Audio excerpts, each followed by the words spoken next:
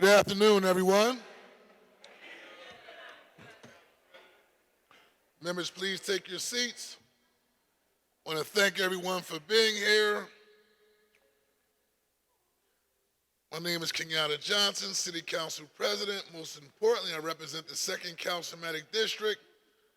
It represents parts of South Philadelphia, Center City, and most importantly for this evening, Southwest Philadelphia.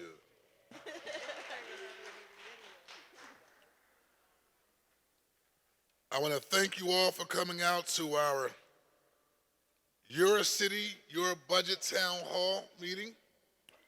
This is our last town hall for this budget season. We've been all throughout the city of Philadelphia. And for the record, none of us are up for re-election. We have started this series since I became City Council President 3 years ago with the sole purpose of making sure we're getting a chance to listen to your ideas, your recommendations, and your concerns as we debate the FY27 budget. And what you will hear this evening is a proposed, and I want to emphasize, proposed budget from the administration, and members of City Council will deliberate, and we will review not only the information that comes from these town halls, but also throughout the budget process that we have been having within City Council and as well as during the public comment section of the City Council budget meetings. To my right, I want to acknowledge Councilmember and Majority Leader Catherine Gilmore Richardson. Could we give her a round of applause, please?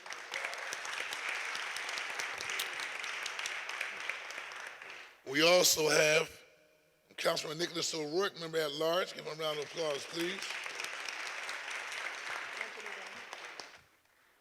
You also have, to my left, is Councilman Dr. Nina Ahmad, member at large. Also part of my leadership team, Councilmember Cindy Bass, member of the 8th Councilmanic District.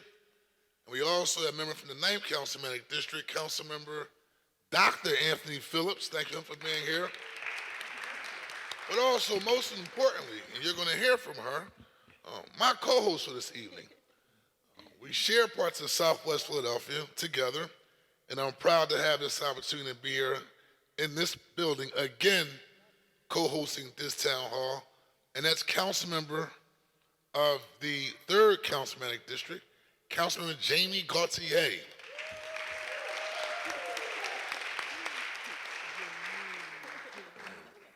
I want to also just make note that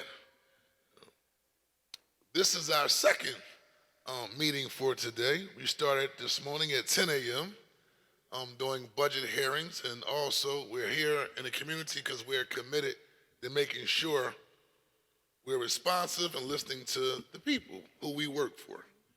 And so I'm going to turn the microphone over to Councilmember Jamie Gauthier to offer her opening remarks, and I also want to acknowledge your pastor, Pastor Sean James of this church. Let's give him a round of applause. Salt and Light Church, always opening up his doors. And we just want to thank him also for opening up his doors, but also being an advocate when it comes to improving the quality of life of the residents here in South Philadelphia, but also throughout the city of Philadelphia as a whole. I also want to take a moment to now turn the microphone over to Councilwoman Jamie Gauthier. Good evening, everyone. It's so good to see so many people here at this town hall to inform what we fight for from a budget perspective. Thank you so much for coming out. I want to thank Pastor Sean James and the Salt and Light Church and the entire Salt and Light Church community. We are so lucky to be blessed by so many giving religious communities, and Salt and Light is absolutely that. They are always opening their doors. They are always caring for community members, and we are so grateful for them. And I also want to thank Council President Johnson. As he mentioned, these town halls out in the community are something that didn't happen before his leadership as council president. And I think it's a wonderful opportunity to do what we should be doing, right? To take government to the neighborhoods, to hear from people about what they want to see in the city's budget, because a budget is a moral document. It reflects like what we care about and what we invest in as a city. And so thank you, Council President, for bringing this to every single council district, including the 3rd. And thanks to all of my colleagues who came out, even after a long day of budget hearings. Some of us are kind of, not feeling the best today. And so I appreciate my colleagues making time to engage with the community. And I look forward to the discussion with all of you and all of the insight that I know will come from it. Thank you so much. Oh, one more thing. Thank you to our staff. The council president's staff put so much into these meetings, as well as my team, and we couldn't do anything without our staff members who work so hard every day. Thanks so much. Thank you very much. And before we get started, when we talk about intergovernmental collaborations and making sure we're addressing issues and concerns and bringing resources to not only South and Southwest Philadelphia, but to the city of Philadelphia as a whole, I want to acknowledge State Senator Sharif Street and thank him for being here and allow him to say a few remarks as it relates to the work that he's doing, but also making sure we're being supportive of bringing economic development, but particularly on the issue of education.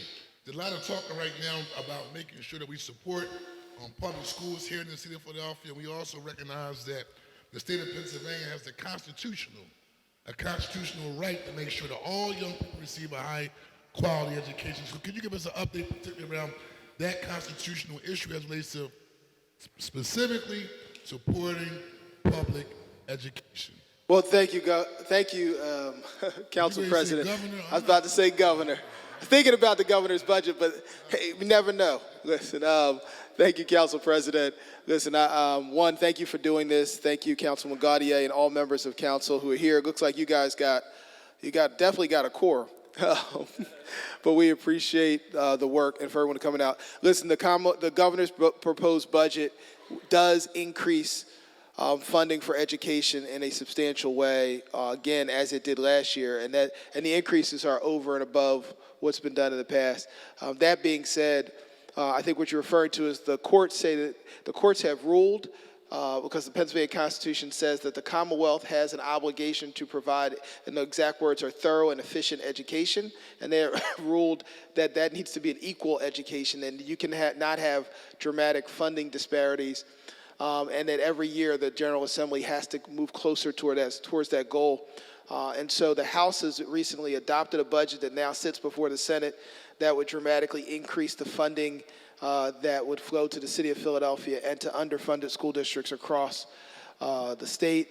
And so we are only at the very beginning of our budget process, which is supposed to wrap up the same day yours does, but it never does. But so we thank you for that. And look, I will say this, that I will be fighting to make sure that the city of Philadelphia gets the money it needs for education. That is a priority for, I know, Senator Williams and for me and Senator Hughes and others, because that really is fundamental. And Chairman Harris already advanced the budget that does that. And so certainly as you pay attention to what the city is doing, pay attention to our budgeting process. But trust me, even when the city's is over, ours will continue. And the issue of education funding will be central to what we are doing in the state budget process. Thank you so much for coming out. Thank you very much. And I also want to acknowledge the chair of the Appropriations Committee, Councilmember Mark Squilla from the 1st Council District. We finishing strong. And I also want to acknowledge Councilmember at Large, Civil Rights Attorney Rue Landau. Thank you for being here as well. And so with that being said, I'm going to turn the microphone over to the Finance Director of City Council. She crunches the numbers. She makes sure that we have a fiscally responsible budget. And so I'm going to ask Ms. Helen Lowhead to give us an overview of the FY27, I'm going to say it again with emphasis, proposed budget. Helen? Thank you, Council President. It's a pleasure to be here with you all tonight. So I'm going to walk through a brief presentation to go through the proposed budget, and then we'll turn it over to you. So what is a city budget, and why does it matter? So the budget is the City of Philadelphia's yearly plan that shows how much money will be spent on different programs and services. It reflects the city's priorities and values. It funds the services residents and businesses rely on every day, and it impacts the safety, housing, clean streets, education, opportunity, and so much more for our residents. And as we walk through the presentation, we're going to talk through a few different key terms. And so we'll refer to two different types of budgets. There's an operating budget, which funds everyday services and programs like library programs and building inspections. And it also covers personnel expenses like salaries, retirement, and benefits for city workers. We also have our capital budget, which funds long-term big infrastructure projects like building recreation centers, or it can fund things like buying our trash trucks for our sanitation department. And we will use the term fiscal year, which refers to a 12-month period that's used for budgeting and financial reporting. And so when we say fiscal year 27, that will start on July 1st, 2026, and end on June 30th, 2027. We'll talk through revenues. These are the funds that are collected by the city to finance the operations throughout the fiscal year. These include things like taxes, locally generated non-tax revenue. That's really things like fines and fees, revenue from other governments like the state and federal government, and revenue from our other funds like the water fund or the aviation fund. And we'll discuss expenditures, which are money spent by the city in the course of operations during a fiscal year. And so what is council's role in the budget process? So the mayor proposed her budget in March, and council is now in the phase that they are reviewing that budget. Ultimately, they will make amendments to that budget, which means they'll make changes. So they can increase spending, decrease spending, move spending around, and then ultimately approve a final budget, which will go to the mayor for her signature and will be signed into law. What's really important is that the City of Philadelphia has to have a balanced budget, which means we can't spend more than we have in reserves or revenues, and ultimately that means we have to make some trade-offs when deciding what gets funded and what doesn't. So big picture for our operating budget, again, this is the budget that funds everyday services and programs. The total operating budget is $6.97 billion, so nearly $7 billion. $227 million of that is new spending, and the largest portion is proposed to go towards public safety investments, followed by housing, economic opportunity, investments in core support, which is really some of that back-end support for the city, and clean and green initiatives. And as we look at our capital budget for FY27, the proposed budget is $8.2 billion. And the city is proposing to borrow $281 million in new money. And the largest portion of our capital budget is proposed to go towards clean and green initiatives. And these are things like paving, doing ADA ramps, pothole. And then we also have a large investment in public safety, going towards a new forensic lab and some other really key public safety investments, and additional investments in economic opportunity and core support. And on the next slide, we'll talk through where the money comes from for the city.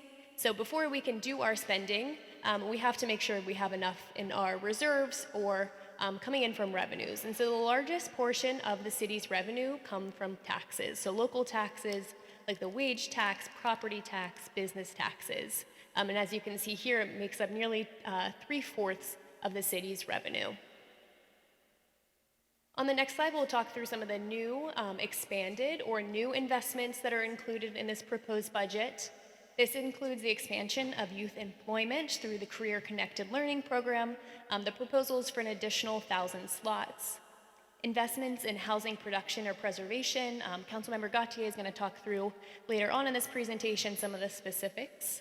Adding 1,000 shelter beds to end street homelessness. Sustaining the wellness ecosystem to combat the opioid crisis. There are investments for quality of life. This includes a dedicated pothole crew, police quality of life team, and continued and expanded illegal dumping enforcement. There are investments in quality education, including the expansion of the PHL pre-K seats. Public safety, there are continued investments to build on the city's historic decrease in crime, and historic levels of public transit funding. And now I'm going to turn it over to Councilmember Gautier to talk through what's included in this budget specific for this community. You so much, Helen. There are many things in this budget proposal that I'm excited about and that I think are meaningful and valuable for our community. One, many of you might know that I chair City Council's Housing Committee. My whole reason for running for council was to bring more affordable housing and stop displacement in our district. And so one of the things I'm most excited about is the home initiative, and that is the $800 million initiative that City Council agreed upon with Mayor Parker, and it's the boldest investment in affordable housing that has ever happened in the city of Philadelphia. And so you'll see some of that flowing through this budget, and it's really a way to make sure that we're building more affordable housing, we're preserving more affordable housing, and really making a dent in the housing crisis that our city has experienced and is experiencing in this moment. Secondly, the budget protects renters. Renters are some of the most vulnerable people in the housing market. And one thing that's really exciting about this budget is that we are going to create a new proactive rental inspection program. Some of you may not know, but currently most of the rental housing stock in the city is not inspected proactively by L&I. Mostly it's sort of complaint-based. So you call in and you make a complaint and L&I comes out, right? And the proactive inspections generally happen on much larger developments. But that's not good enough to make sure that people have quality housing. And so through the efforts of Councilmember O'Rourke, we will now have a proactive inspection program, and that's in this budget. We are continuing to make historic investments in violence prevention. This is something I'm really proud of. You all remember what it was like here through the pandemic, how hard it was, how violent our neighborhoods were. At a certain point, I stood with Council President Johnson and other council members, and we said we were not going to pass Mayor Kinney's budget in 2021 if it did not include much more money for violence prevention programs. And from that point, we've been putting tens of millions of dollars into community-based violence prevention programs, and that's why we're at a 60-year low in this moment. And so I'm glad that our city is continuing to make those investments in prevention. We are investing in quality of life. The mayor has come up with an idea to do a pothole squad. I'm here for it. I know you guys are too. We want to see less potholes on the street damaging our cars. We are also making it easier and cheaper for people to get around. Through the advocacy of council, the city is reinvesting in the Zero Fare program, which helps low-income people to ride SEPTA for free. And I think that's a great thing. And then we are also putting a stake in the ground and saying that we are going to end homelessness as a city, and we have resources in the budget to do that. And even beyond that, that's the proposal, and those are exciting things. But even beyond that, I'm fighting for even more investments to keep housing affordable in West and Southwest Philadelphia. I am fighting for fully staffed, well-resourced schools, and also fighting them on the closures because we can walk and chew gum at the same time. And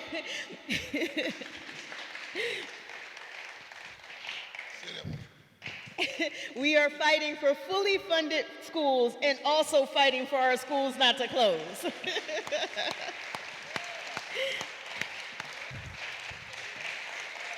I'm pushing an initiative called Just Water that will expand water relief programs for people who are struggling to pay their utility bills. And we are in Southwest, so this is significant. We are in an area that has experienced environmental injustices for decades. I am fighting to end the city's contract with the largest incinerator in the country, which sits in Chester and pollutes not only Chester's air, but our air. I think we have to invest in clean air, and I'm fighting for that through this budget too. So I'll give it back to Helen. Thank you so much. Thank you, Councilmember.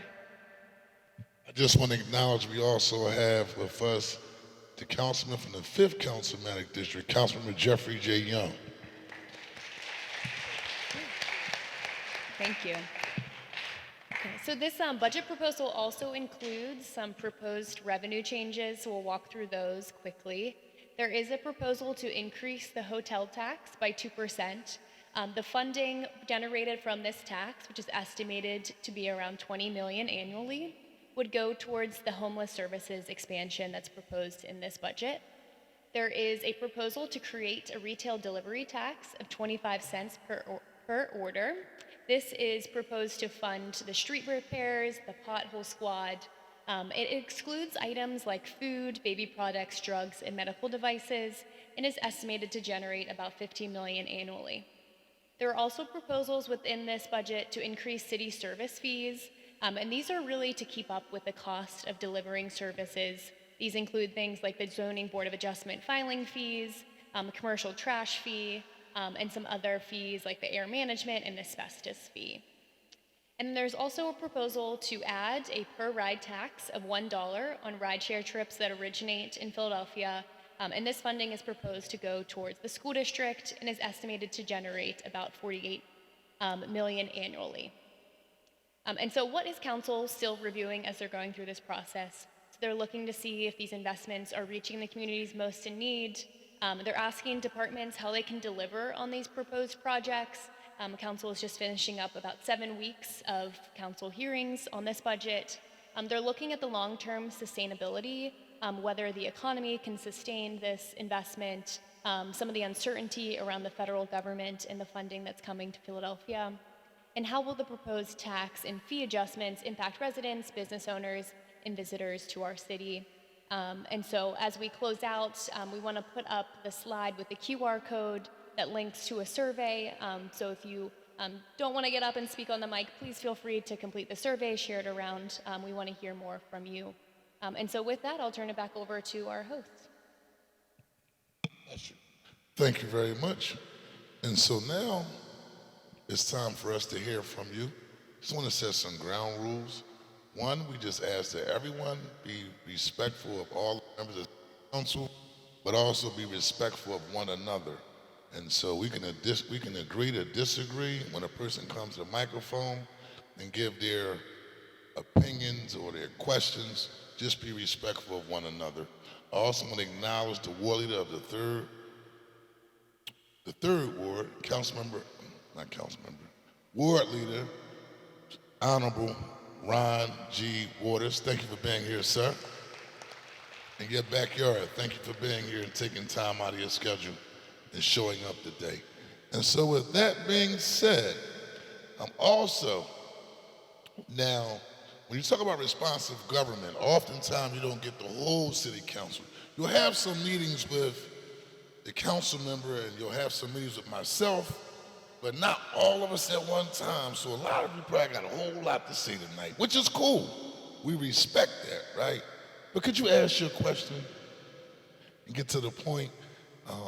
It's okay to give commentary, but also please ask your question as it relates to the budget. And we want to stay focused on the budget and not constituent services at this particular meeting, but what you would like to see in this particular budget, if that's okay. Oh, actually, we also do have constituent services people back here as well. So both of our staff are here. And so if you do have key things you want to have addressed, you can see our staff. So let me be more clear about that part. But also, please talk about the budget. You will have 1 minute to give your questions, your questions and your commentary, and we will go from there. The Sergeant at Arms will direct you to 2 microphones.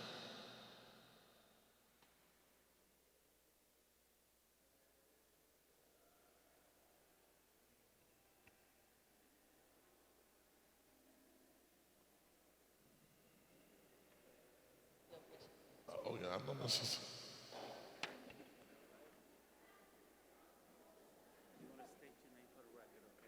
Okay. Am I going to go first? Okay. Go ahead. Yeah, I think they want you to keep the mic on here. Okay. Okay. All right. So we're going to go ahead and get started. I know folks are lining up. Okay. Greetings, esteemed council members. My name is Gary King. I am a father of 3 at a public school in my neighborhood of Mount Airy at C.W. Henry. And I'm here with some close friends. We're a group of parents. We're here from C.W. Henry. I do have a question, and I will keep it as brief as I can. I'm not going to go long. But I did want to pin what happened last week and thank those of you who advocated on behalf against the school closings. I just want to say that publicly as a parent with a kid in 7th, 5th, and 3rd grade at a public school. I'm also a reading captain. I'm one of the founding members of the Reading Captains Initiative here in Philadelphia. So for the past, almost 10 years, a big part of my life has been volunteering and working towards the outcome of every child in Philadelphia reading at grade level. So I wanted to say all that because I'm tired, and I'm using an I statement, but I think I speak for other people, and I'm angry about what happened last week.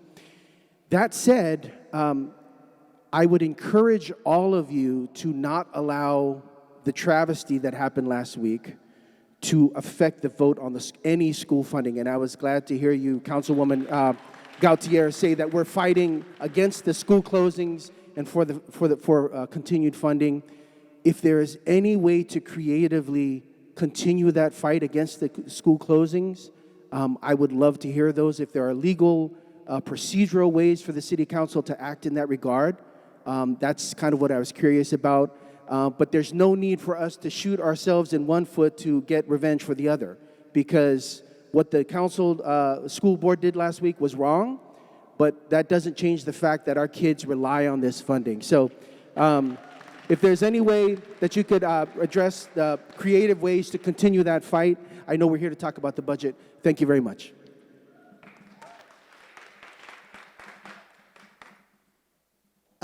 Good evening. My name is Cecilia Thompson. Two quick things. One second, Mr. Cecilia. Just in response to the gentleman, we're looking at all of the options that are available within the purview of our institution to see if we can continue addressing the issue. But I will say, no matter one way or the other, the fight still continues. And so that was just the beginning, and also to understand the process, that was a resolution to start the process, right? But there still has to be a vote taken on each and every last school that they decide that they will try to close as we move forward in the future. So this process is still a fight that we will continue to address as we move forward, and we're looking at every tool that we have to actually still continue to address the issue. But I also want to say this, though, and we understand we're going to find ways to make sure we still support our children, right? But also we need the people to speak up based upon the advocacy that members of the City Council are doing, because there's some folk who live in counties that control newspapers that do not live in the city of Philadelphia that think the advocacy that members of the City Council are doing is out of line. And I've seen a variety of different other issues I've seen elected officials speak up about. They clap, right? But we're fighting for our children. We're fighting for our parents. We're fighting for children and their parents, and we're going to continue to advocate, and we will not apologize, regardless of who's writing the story, because we control the narrative as it relates to who we're advocating and fighting for. So thank you for the question, sir, but I just wanted to put that out there. They can go right there.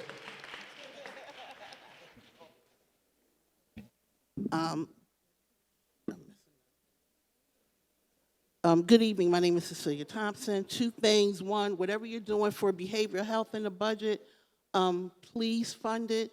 Somebody like me who has an adult with severe autism, while I get a lot of services, every now and again we need that crisis, and there's just not enough crisis people to come help somebody like myself who's handicapped and aging. And when you got a 28-year-old that's tripping, you definitely need the help. So whatever's in the budget for that, please fund it. And the second thing is, and I'm gonna get booed, but I don't care. I didn't see in the home rule charter why you have to fund the school district. It doesn't say when. You can delay it. They get money in July to get started. They get money in December from the state and the feds. You can delay the vote, and I didn't see anything in the home rule charter where when you vote on the budget that you can't pull out something and vote on it separately. And I'm gonna make this, we all saw it, Council President, the exchange between the board and the Honorable Council Member Isaiah Thomas. We saw that at the facilities meeting, and we saw that at the board meeting. That disrespect is only toward that gentleman, and maybe you can have them have a boxing match or play basketball or something, but that, we can disagree without being disagreeable, we can be passionate, but that, toward that young man who all he's trying to do is speak up for our children, that has to stop. I don't know what you can do, sir, to facilitate something.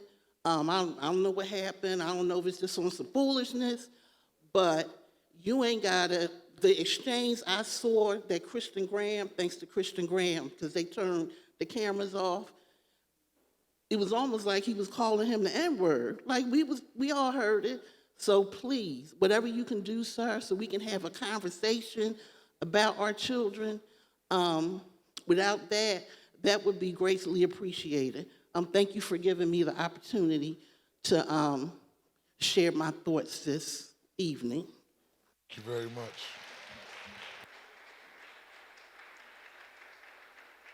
Yeah, hello, Aaron Holliday, Southwest Philly. Three things. First thing, to me, it's not just about money, it's how that money's allocated. To me, I've never seen this city actually prioritize the things that matter to us. They have agendas, and when they get in office, they execute that agenda. I saw that a large part of this.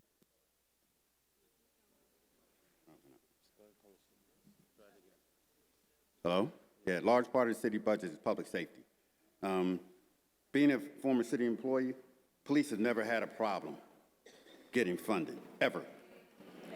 So what I don't understand is why do we always throw money at the back end after the problem is instead of the front end? Early education, child development, counseling, and when they get a little older, a lot of these kids don't know how to study. They don't know how to do a resume, simple things, because no one prioritizes that. And then when they get too old, the street is talking to them too. You hear that? Last thing I say, a lot of you guys were on this side of the mic before. You know what I mean? So to me, as citizens, we want a larger say in the direction of this city, instead of just being a passenger on the bus. Two things I've seen. Bike lanes, tax abatements. Tell me how that's benefited us. Bike lanes specifically. Something that maybe 1% of the city uses that inconveniences the other 99%. This city has had a problem with traffic since I've been here. Born in Philly, raised in Camden, came back at 22. And it's been a problem since then. And each mayor sees that can and kicks it to the next mayor. It's a 55-gallon drum now, and that nobody wants to touch. All I want as a taxpayer and a citizen is say, I don't expect you to fix the problem. Formulate a plan, address it, start the process.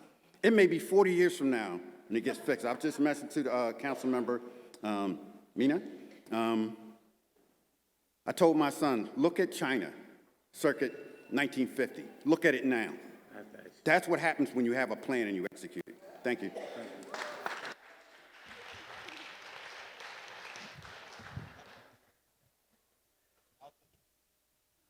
Evening. My name is Roxy Pittman, or were you next?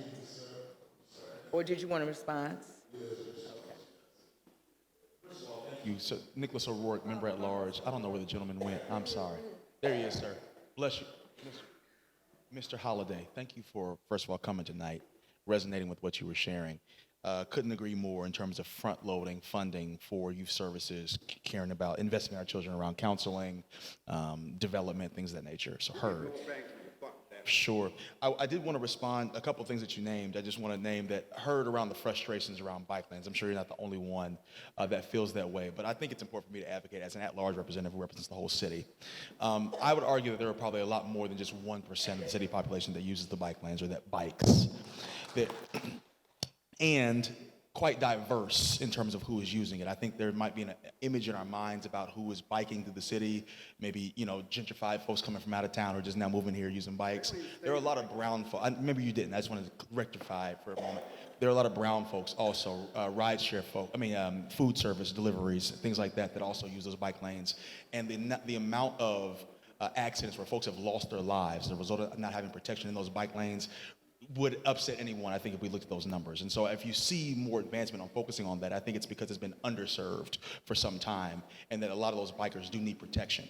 Now, that having been said, your point around traffic, I think, is a major issue, which is the reason why we have got to invest in transit, I believe.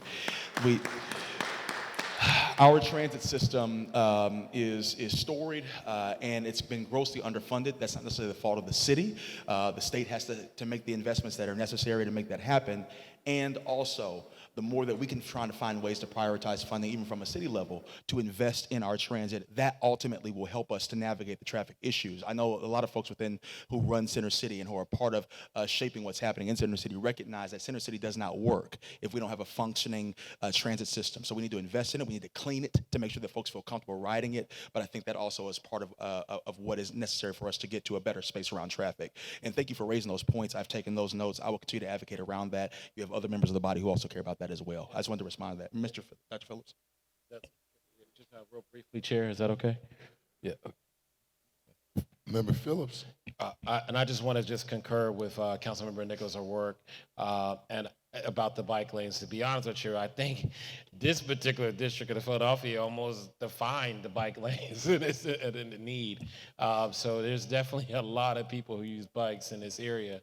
But I do believe that one point I wanted to say to you in 10 seconds, you're right. There was a time that all of us was on the other side of the mic, and we have to continue to remind ourselves of that. But I remind myself of that every single day, and I think it's important for us to walk step by step with everyone when making decisions, which is why we're challenging the school district, because they didn't walk step by step with residents. It felt like it was here and everyone else was there, and that's not the way we govern. That's not the way people should lead or work with folks, because we are all residents regardless of our titles and responsibilities. Thank you. Go ahead, man. Okay. I am a faithful member of Salt and Light Church and a part of the social justice ministry here at Salt and Light. We welcome all of you to Salt and Light Church. Here at Salt and Light, we have more than 1,000 members who live and work in, serve, and are connected to neighbors, families, and friends throughout Southwest Philly.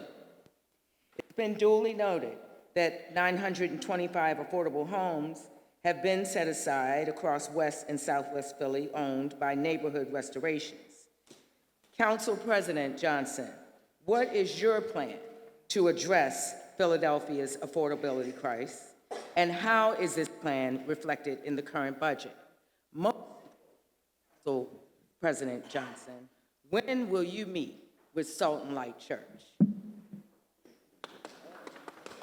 Sure. So,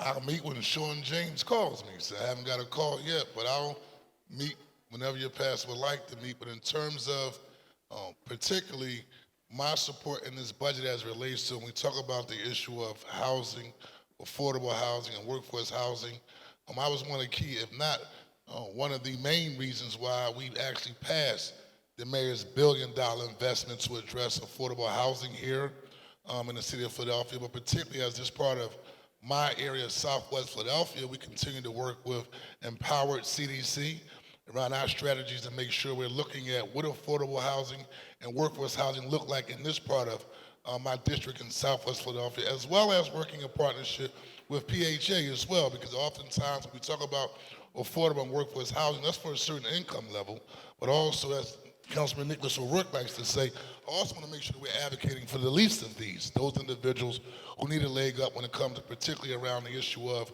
affordable and workforce housing. And so that's reflected in this current budget right now.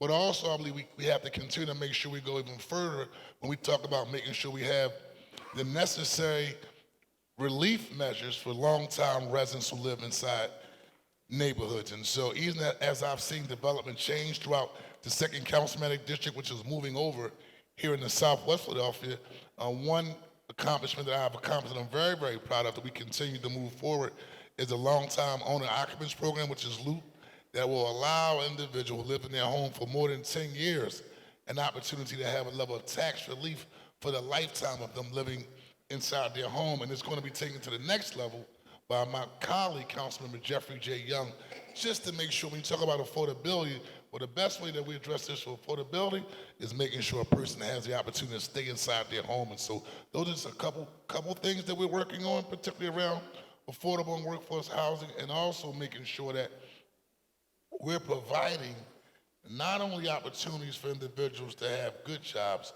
but most importantly, good paying jobs. And so also as a district council person, and the council presidency is cute, but I do represent the Flyers, the Sixers, the Phillies, the Eagles, the Navy Yard, the airport, the Bellevue district, and I've been laser-like focused to make sure that although I represent the economic engine, it doesn't mean nothing if we aren't addressing the issue of poverty.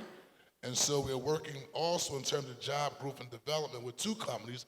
One is Hanwha, which is a shipbuilding company in the Philadelphia Navy Yard. The other one is Rose Industry, is also another submarine building company in the Navy Yard, and also the Bellevue district. And just for the record, every major development that comes to the second councilmanic district, we require you to participate on 50% minority participation and making sure Black and brown and women-owned businesses have a seat at the table. So those are just a couple of things, but I'll be more than willing to sit and meet with the Salt and Light congregation and your pastor to figure out how I can also collaborate and be supportive. And also, I'll toot my horn just a little bit. Across the street, you have a multi-million-dollar brand new recreation center for the kids in Southwest Philadelphia.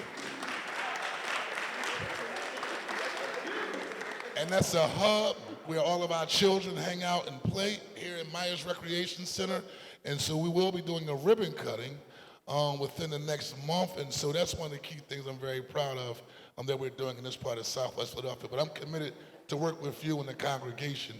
And also we're doing some urban gardening around the 6,000 block of Reinhardt Street to make sure that urban gardening is the thing, if some of you may not know, making sure we have green space, but also working with Black farmers in Southwest Philadelphia, and also looking at senior housing as well. So those are just a couple of things, but I'm more than willing also to sit down with you and your congregation and say I can also, there may be some things you may say, you know what, but what about these issues?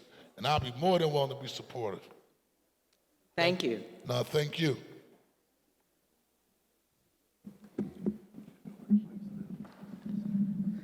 Good evening, everyone. My name is Karen Lee. I'm part of this district, Southwest Philadelphia. And my question is more geared towards housing. We have over 108,000 Black folks living here in Philadelphia, which is about 38% of the population.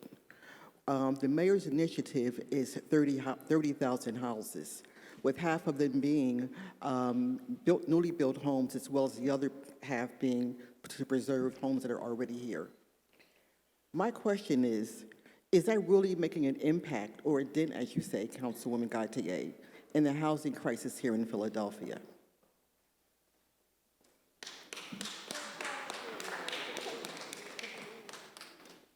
And are there any more initiatives to have future housing? Can I? I'm gonna let the councilwoman go, but this is what her and I talked about when we were debating to invest the dollars as relates to housing. I want to say this: every administration has an agenda, right? I saw agenda for downtown. I saw agenda for neighborhoods, right? I saw agenda that was primarily focused on business, growth and development.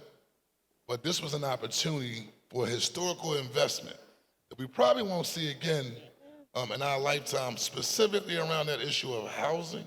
And I'll let Councilman Jamie Gauthier talk about why this level of investment is so important and why we're laser-like focused to make sure it gets out to the people who are most in need. So you're right to point out that the problem is big, right?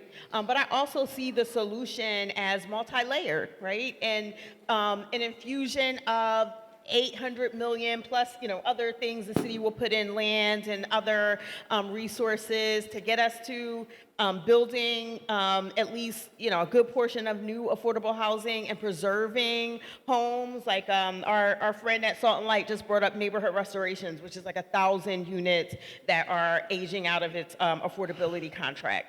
That's a substantial amount of resources that I do think will make a dent. But we have to pair that with other things.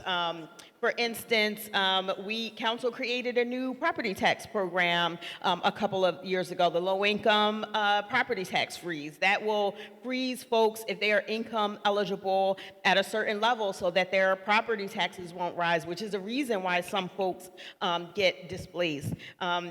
Our majority leader, Catherine Gilmore Richardson, she's been working on tangled title resources so that people have access to their family wealth.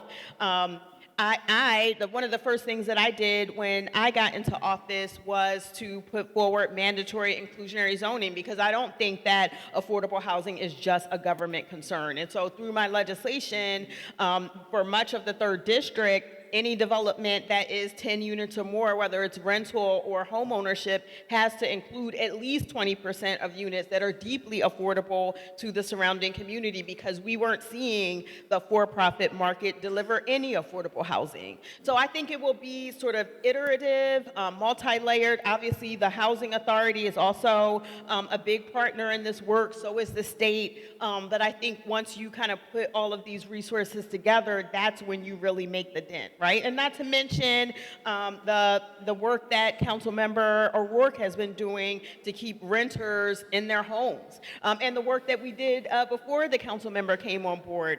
In my first term, I worked with Councilmember Kendra Brooks and then Councilmember Helen Gim to develop the eviction diversion program. Prior to us developing that program, the city of Philadelphia was the 4th highest evicting city in the entire country. And we should be clear, when we're talking about folks getting evicted, we're talking about Black and brown moms with children, we're talking about disabled people, and we're talking about seniors being out on the street.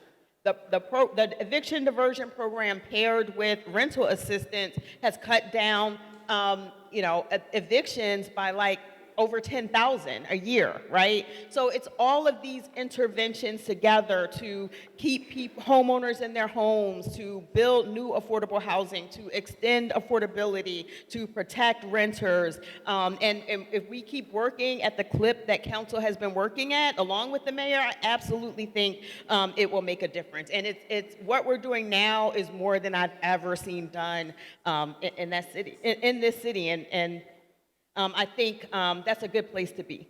But always willing to hear new ideas and to hear from the community about what more we should be doing. Thank you. Thank you.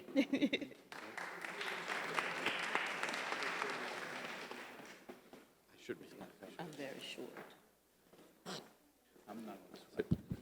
Good. My name is Bill. I'm a block captain of Last Resort in Spruce Hill, which is a ways from here. And my question is, I couldn't understand everything that you said. Controller is your name? What is your name? I couldn't understand. And you were so soft-spoken, unlike me. Helen Lawhead. I'm the Chief Financial Officer for City Council. Okay, that's good enough.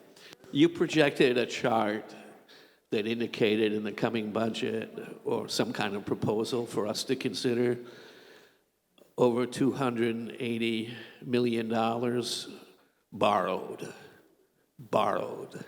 So my question to all of you, any of you, feel free to answer, what does that mean? And could it be cut a bit so that if it means debt in the future, that all of us have to continue with whatever our priorities or agenda may be? is it written in stone? And I'd like to hear your take, any of your take on responsibility on that. Yes, so you are correct that it does mean that we are borrowing that money and we'll have to assume the debt that comes with borrowing money. The city uses this tool when they're funding long-term infrastructure investments, but you are correct that it means that it is a responsibility of future taxpayers, of future budgets to continue to pay that debt service. And so it's a trade-off of being able to fund really big, meaningful projects like new recreation centers, buying some really critical things for our city. When we don't have the cash on hand to be able to fund that immediately. But that's a great question and something definitely to consider when the council is reviewing the budget.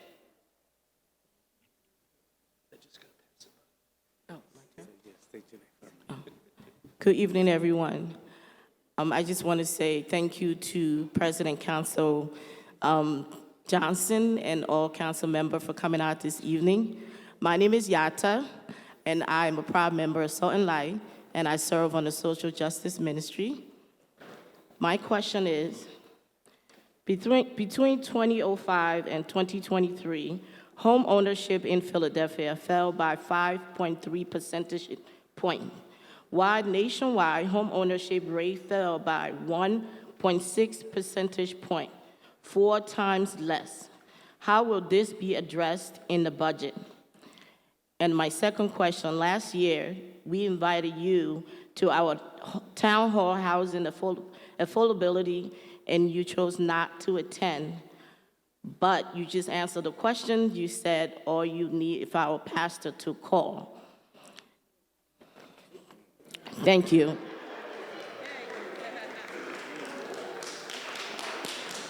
Well, 2 things I want to respond. One, the question on this side from the other member, y'all tag teaming tonight, was, when will you meet with us? I'm willing to meet on any given day. I'm not available to make every single meeting as I am the council president, but also I'm a father first. And so some days, hey, I'm going to pick between taking my kids to basketball after work and going to a meeting, but I'm also going to make myself accessible to follow up with you to see again how I could be supportive. When you talk about the issue of housing, again, why I'm so proud of the investment we did over actually the proposal from the mayor under her home initiative is close to $2 billion. And the reason why I say $2 billion is $1 billion borrowed, and the other $1 billion comes with land, so the value of the land.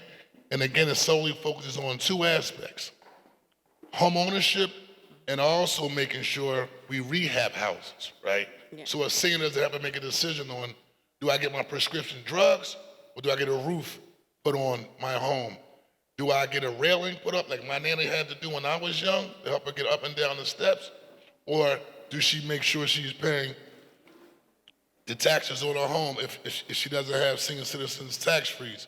And so I believe this particular investment that you're seeing will allow us the opportunity to ramp up the level of home ownership here in the city of Philadelphia. And I'm pretty confident that we're in the path of making that happen. I would like to speak to this as well. First, I'll say our council president shows up. I'll vouch for him, and he cares.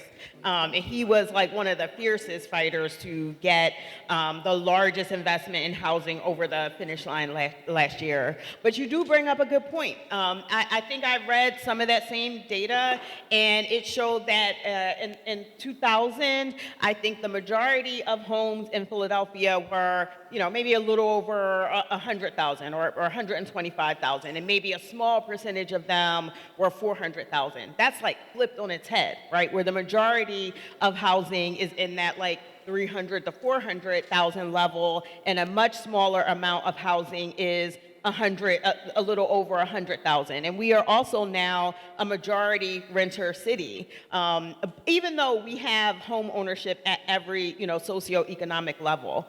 So you're right. And I think that we're combating that in several ways. One, our former council president developed a program called Turn the Key.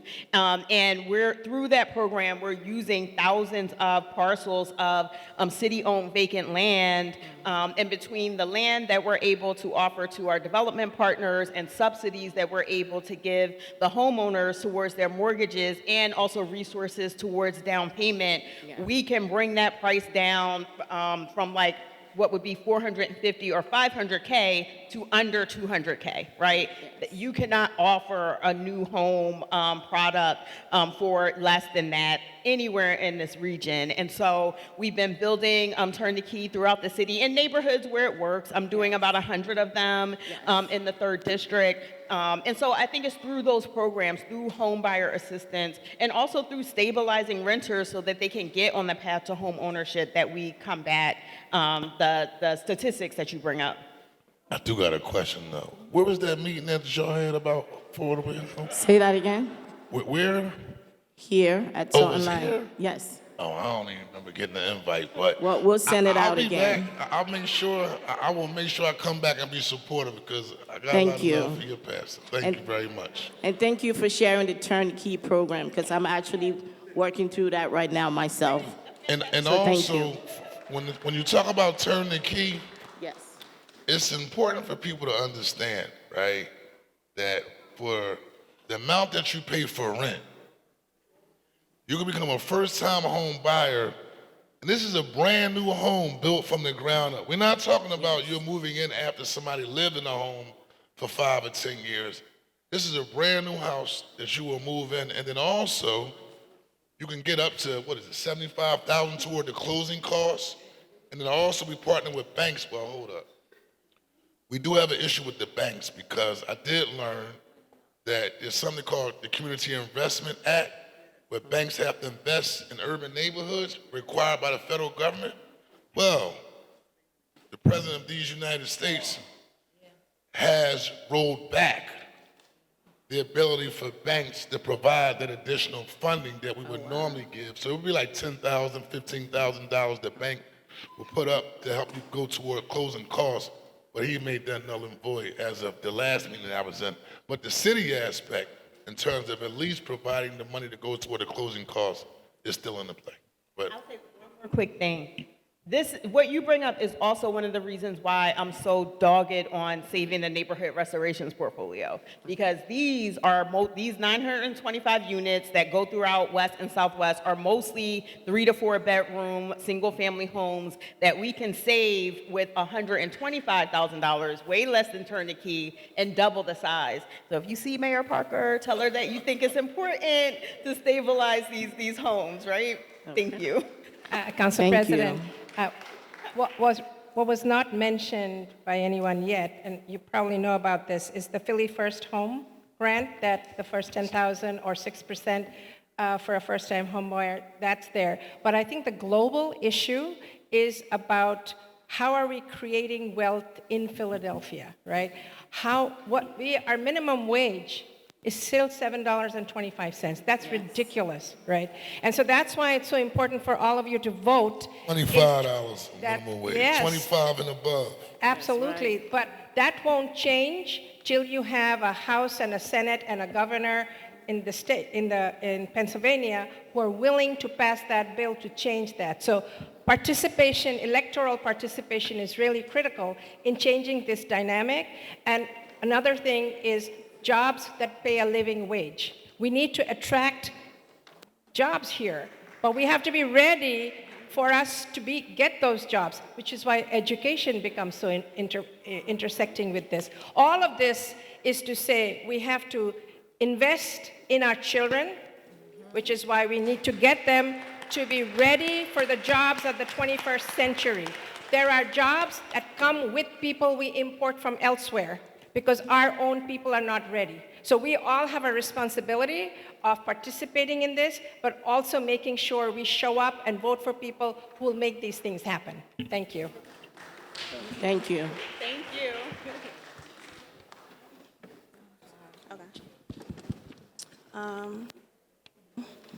Is it on? Okay.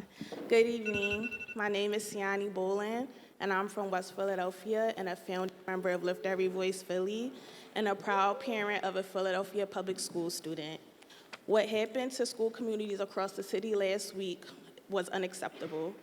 And I want to talk about what's missing from the conversation about our schools. First, 50 million is not enough, and it does not protect building substitutes. I have seen firsthand what it's like for my child to not have a consistent teacher. When a kid sees new adults every single day, they don't want to go to school, conflict escalates, and we send a clear message that our kids don't matter. Without building substitutes, when a teacher is absent, there is no one to cover that class. That means lost learning time, larger combined classes, and more chaos in the buildings. When our schools will fall apart without these essential workers, and as an early childhood educator myself, I see every day that you need enough adults in a building to keep children safe so they can continue to learn. We are asking City Council to do two things. First, fully fund $75 million to protect all school-based staff, including building substitutes. And second, require the district to release preliminary school budgets so families know exactly what is at stake. The city,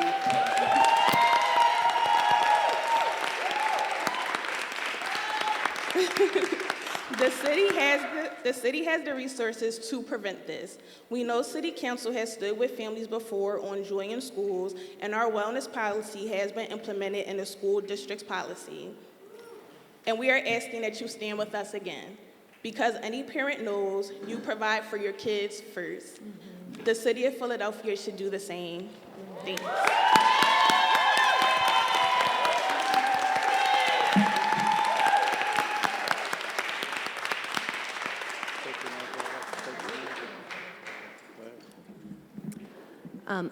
My name is Amanda Rabinowitz. I'm a public school parent from Northwest Philadelphia, and I'm here to echo the excellent comments of the last speaker at the mic.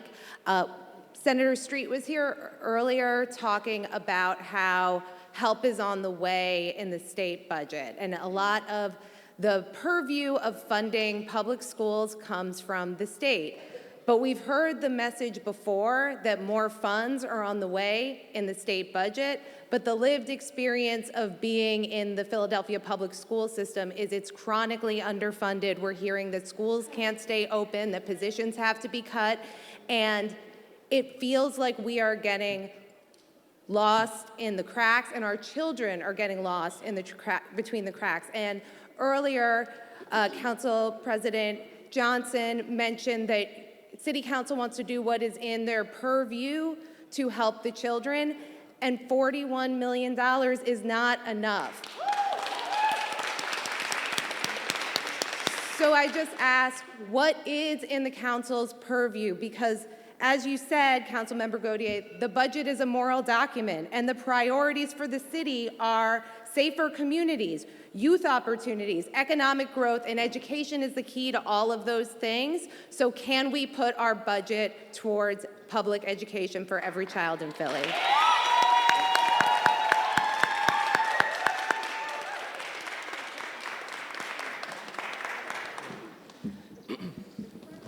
Hello, my name is Walter. I am a school district teacher for 6 years now, who's also an advocate on the local and state level for educational funding. So first off, before I talk about the budget, I walked in when Sharif Street was talking, and this is a personal note, I'm not representing anybody, but I hope everybody in this room saw through the nonsense that Sharif Street was talking about. I don't know about y'all, but I'm pretty sick and tired of the status quo Democrat, and there's a far more progressive candidate, so I hope you all get out on 519 and vote for Chris Rabb. I'm sick and tired.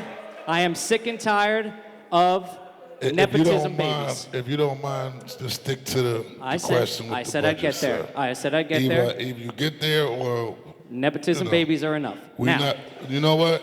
Sir, now we'll do it this way. Either you're going to be respectful like we asked you, or you won't speak. And you can take it up however you want to handle it, and I can ask Juve to escort you to the door. So how you want to handle it? Now. All right. Because I hate with the whole entitlement type of come be disrespectful. I'm not really with that. So let's ask your question, sir, about the budget. I'm getting there. Go ahead. Now, pertaining to the budget, if there's one thing I don't forget. My question is, last year in January, all of you, but a good majority of you, because it passed, decided to help out the Sixers. including council member Squilla, who I saw already left. And I don't really know how you can get a Sixers arena when they just lose by 40 to my Knicks. Then, on the Chop Garage, you all didn't want.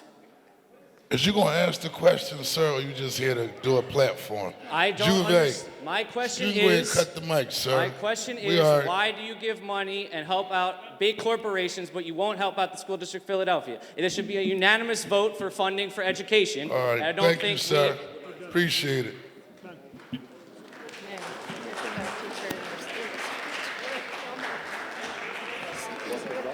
Yeah, please.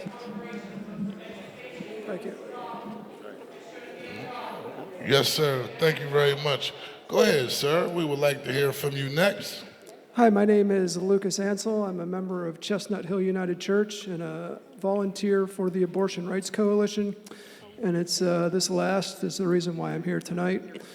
Little history, I'm sure you've all heard of Roe versus Wade. You know what that's about, how important that is, and that it was rescinded in 2022, I believe. I think the city of Philadelphia responded in December of 2022 with some money in the budget for abortion rights, expressing that value, and we're very happy about that. I think in 2023 there was an abortion rights task force that was created with that money, and some legislation. The abortion rights platform was passed. My understanding is that in 2025, I'm kind of new to this, so I'm trying to remember all this stuff, but in 2025, under Mayor Parker, the money that had been set aside for abortion rights was removed from the budget. And our group is concerned about that, and what I'm asking is if you can find a way to put that money back in the budget and reassert the value of abortion rights in the city of Philadelphia. Just this past Friday, access to mifepristone, which is the pill, has been further restricted. So this is a very live issue at a federal level. Rights are being taken away, and so we're hoping that in the city of Philadelphia, the value will be reasserted and reaffirmed with some money in the budget. Thank you. I'm going to turn it over to Councilman Dr. Nina Ahmed, but we just approved doing the mid-year transfer of $1 million for Planned Parenthood. So that is a start in the right direction, and then we'll review the local organizations that are addressing the issue. Turn the microphone over to Dr. Nina Ahmed. Thank you for that. Thank you for your advocacy. It is that reproductive health care is properly funded. We're having issues with our federal government.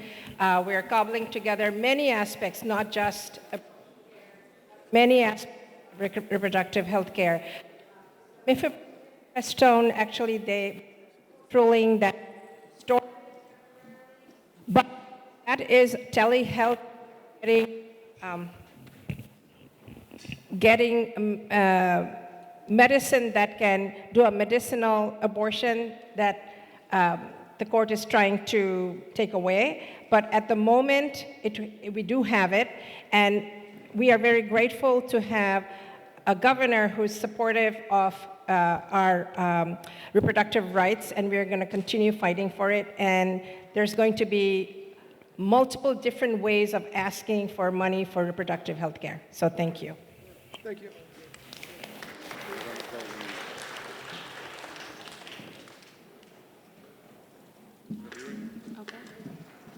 Hello.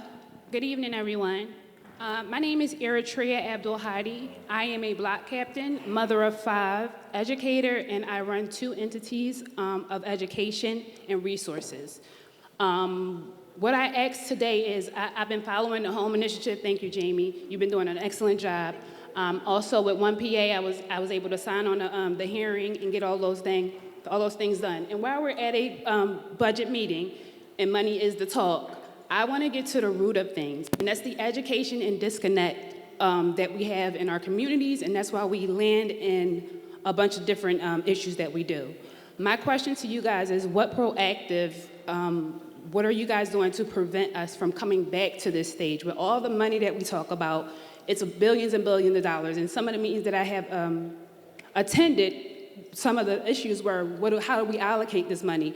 And it baffled me because it was a lot of different money. So my question is, how do I, myself as a community advocate and also small business owners, get our programs to you guys get funded and get into our communities correctly and properly? And what steps are you guys taking to proactively keep us out of this deficit that we're in right now?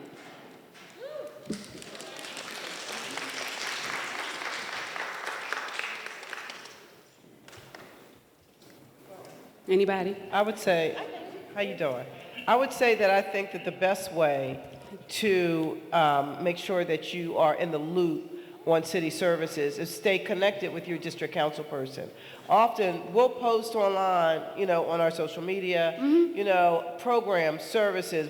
My office has one coming up, as a matter of fact, just this Thursday about how to get city grants, how to get your program funded, how to be aware, how to know what's coming up. So I just really want to encourage people to stay connected, see the work that we're doing, and that way you can know for yourself what we're up to, what we're doing, what kind of programs and services we're offering, and how we can be helpful to you. Yes, I do see a lot of the programs out of here, and I do see a lot of it being put out, but Yes. there's a disconnect within our communities, within the education process of it, and where they're not seeing what's available to us. So a lot of us, I'll say for my office, we, again, we post on social media, but we also canvass because everybody's not on social media. Yes. But we each represent about between 150 and 160,000 people.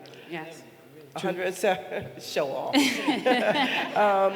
But we each represent, a very large number of people. It's hard reaching each and every person. So that's why we really want to encourage people to, number one, reach out to our offices, stay connected. But number two, when you get information, please feel free to share it with somebody else in your neighborhood.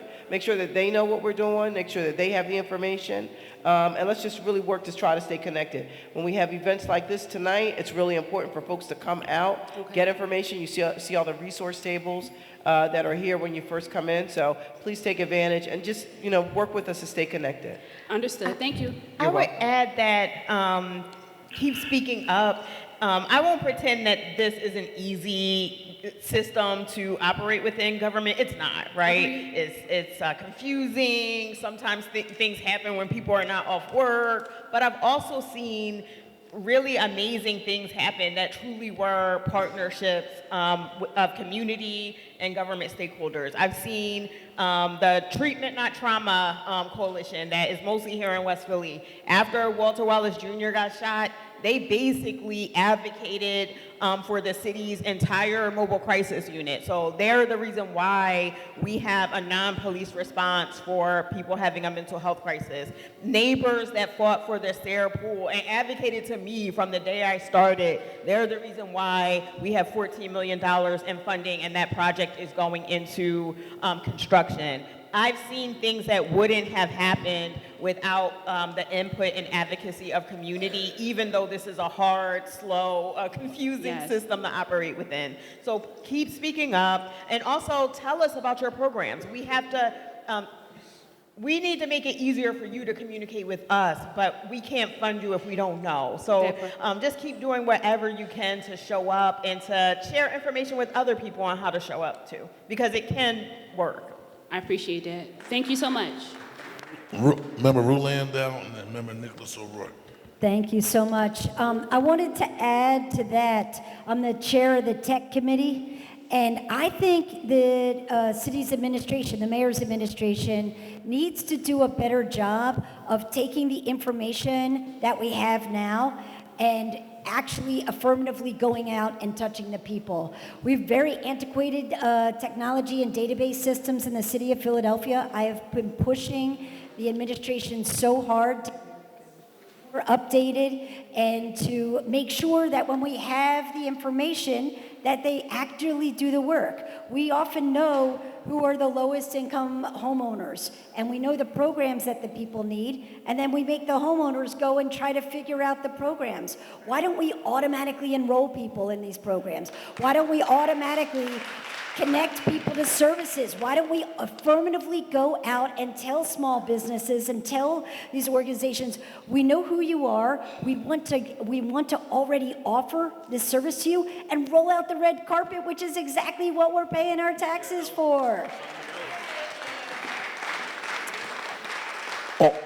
Only want to echo everything that my colleagues have already said, and really echo what Member Gautier mentioned.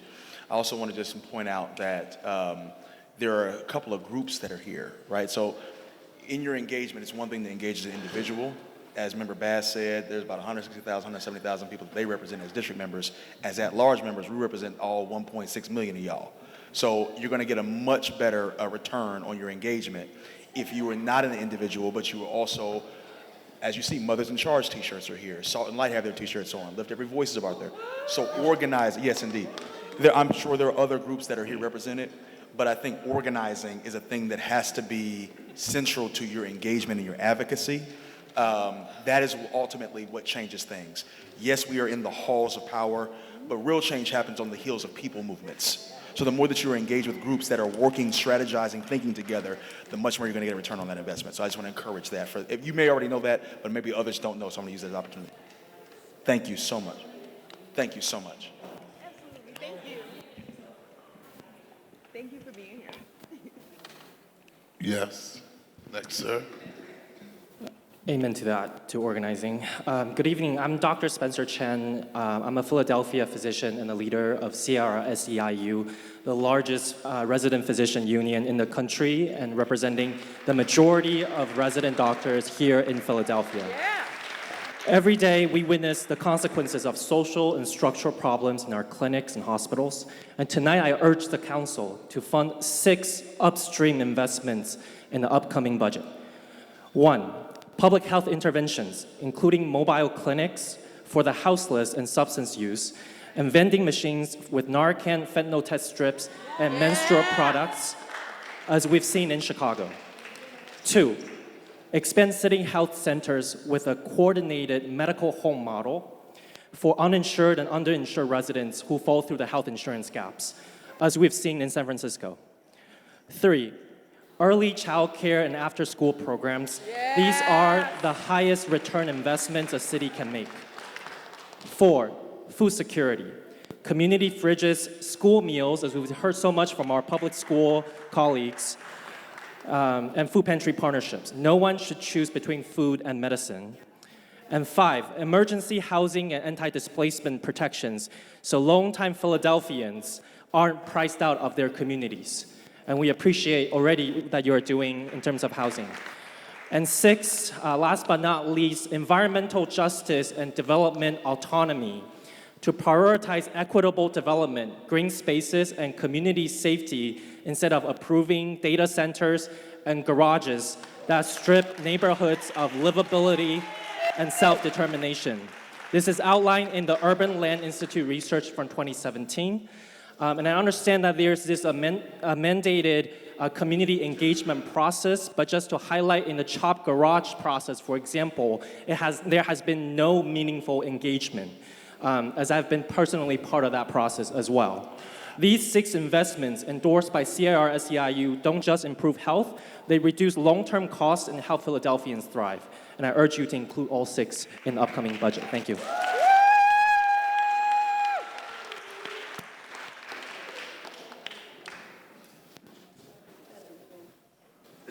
Hi, my name is Ruth, and I thank you very much, and thank everybody else for being here as well. And I am just asking if you guys could get a hearing for Driscoll's Bill 251026 regarding the business incomes and receipt tax.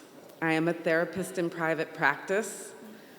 The loss of the BERT exemption, horrible. I had a big summer.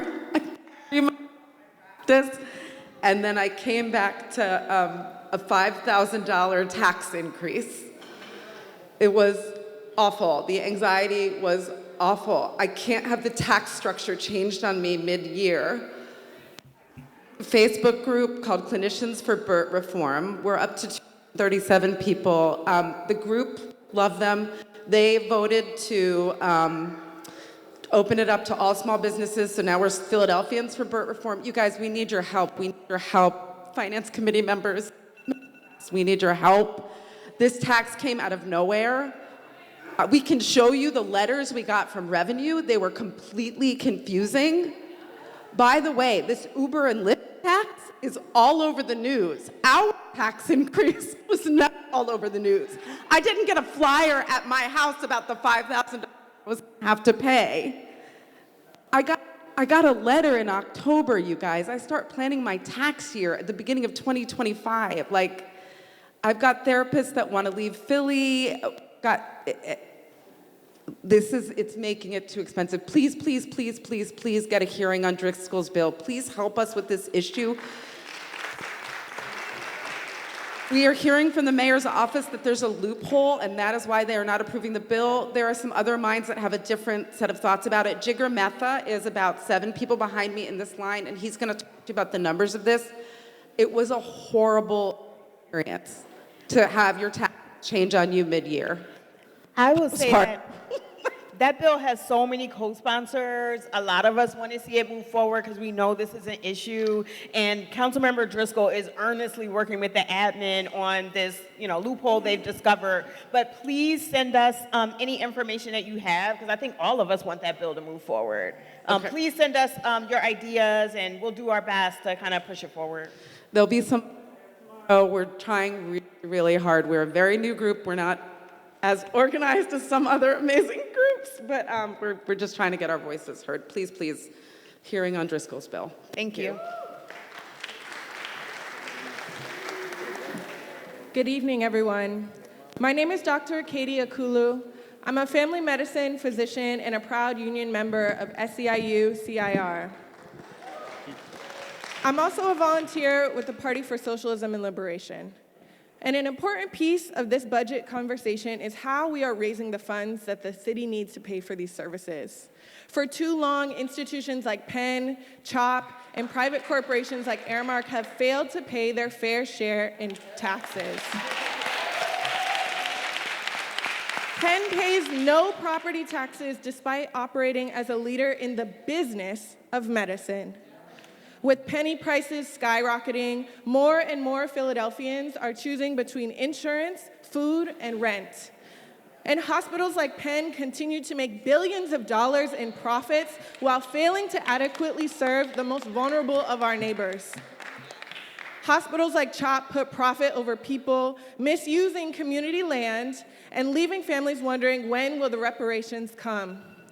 It's time that we tax the rich and fully fund city services, including public education and affordable housing. We shouldn't be closing schools and building parking lots. We should be making these corporations pay. And this is why I support calls to action from Philly Thrive and the No Chop Garage Coalition, calling on you to actively stand with the community in opposition of the construction of the Chop Garage, to facilitate investment in medical facilities and support community health and well-being, and legislate protections for community-led land development. I support the calls from my fellow union doctors to address health and upstream factors of violence prevention that we just heard about, instead of increasing police presence, an effort to truly contribute to a wellness ecosystem in this community. And lastly, I support calls for my political home to raise the Turn the Key home ownership subsidy to $100,000, an amount that would truly make a difference in Philadelphians' lives. So my question to you all council members is, where do you stand? With the people or with the profits? What moves are being made to tax the corporations profiting off of our labor and our livelihood?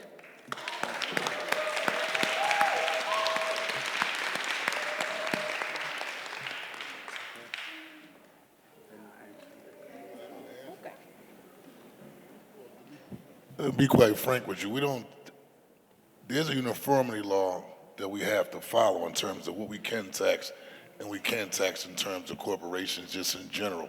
So that's one aspect in terms of what we can tax and not tax, because it's good to say, oh, well, on the city level, let's go tax all the corporations, but that's not within our purview in terms of what we can actually do. In terms of our investment, we've significantly invested in an issue that's near and dear to me around violence prevention with young people consistently. So I stand on that.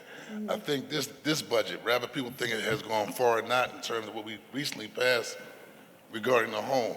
It's $1 billion for affordable workforce housing that $2 billion that never have been done, and helps primarily people on the low income level, moderate income level, I know y'all keep talking about CHOP. That's in my garage. We do have an investigative committee to actually look into everything that took place around the collapsing of the CHOP garage in Grays Ferry. And just for the record, so all of you know, and I know some of the physicians that did come to my office, that was not approved by the city of Philadelphia from a zoning standpoint. There was never any legislation required. There was never any zoning board ordinance that was required. Well, hold up, see you, and I met you before, so, and I would like to do this from a civil standpoint.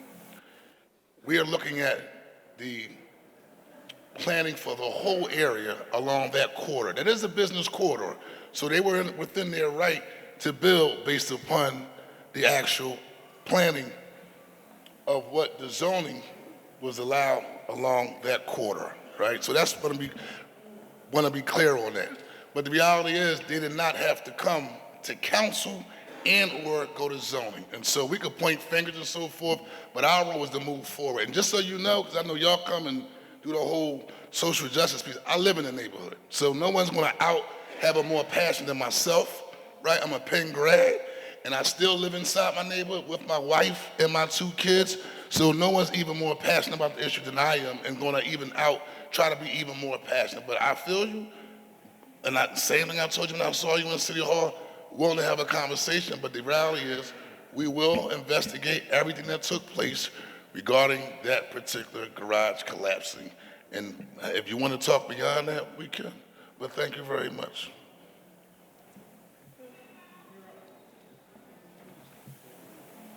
Good afternoon, City Council President Johnson, and members of council. My name is Kadia Blanks. I'm a resident of 3rd Councilman District, a behavioral health worker serving students in the 2nd District, a school-based support staff member, and a parent. Every single day, I see what happens when children are supported and what happens when they're not. Excuse me. I'm here with a clear and urgent message. I support Mayor Parker's proposal to prevent cuts to school-based staff, but how we fund it matters. This must be done through a progressive approach by asking businesses to pay their fair share, not placing a burden on working families and consumers. In the schools I work in, there are children navigating trauma, neurodivergence, housing instability, and emotional overwhelm, often all at once. These aren't extra needs. These are realities. And school-based staff are the people who make education accessible in the first place. When you cut these roles, you're not trimming access. You're removing the bridge between a child and their ability to learn. I want to be clear. Teachers cannot and should not have to do this alone. When behavioral health staff, aides, and support professionals are present, classrooms function differently. Students stay regulated longer, teachers can actually teach, and children who might otherwise be labeled disruptive are instead understood. Without that support, we already know what happens. Children get pushed out of classrooms, teachers burn out faster. Families like mine are left trying to fill gaps that should never exist. As a mother, I can tell you this isn't abstract. My child deserves to be in a classroom where she's supported, not managed, where her differences are understood, not punished, and where adults around her have resources they need to help her succeed. And then as a professional, I can tell you this is about sustainability. You can't recruit and retain school staff in environments that are under-resourced and overwhelming. People leave when they are stretched beyond capacity. Cuts don't save systems, they destabilize them. So I'm asking City Council to reject cuts to the school-based staff, protect the people our students rely on every day, invest in a full ecosystem of support that makes schools work. Because every cut echoes somewhere, and a child who stops trying, and a teacher who walks away, and a parent who feels like the system was never built for them. We can do better than that, and our children deserve better than that. Thank you.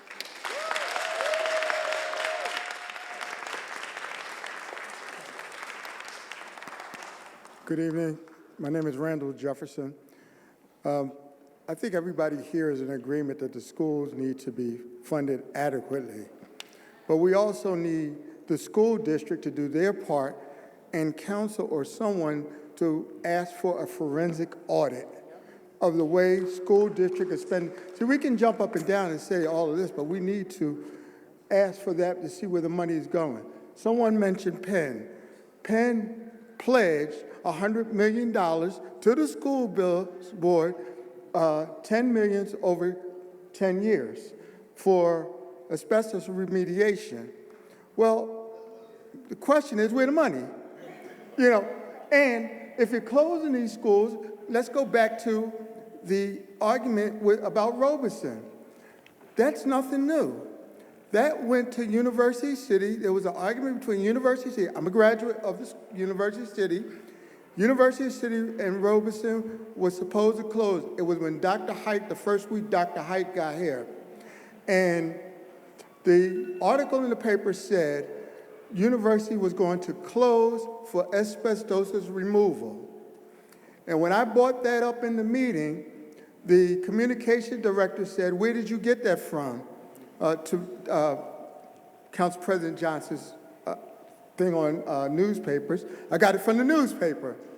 And at that time, the communication director was Fernando. So I read it, and I said to him, it was the quote. I said, so what you're telling me, don't believe anything that comes out of anyone out of the school board's mouth. So we're back at this again with our children. You know, the school is funded by the Schools Act of 1967. We have the liquor by the drink tax. We have the cigarette tax. We have this tax. We have that tax. We also, most of you probably don't even realize, we got an extra 2% tax on our 6% state tax.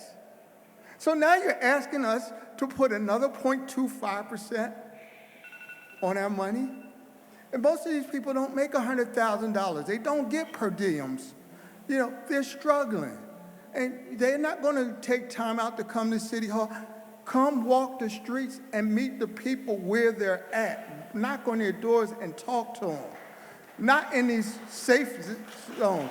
People are willing to talk, but they want to see you in the community.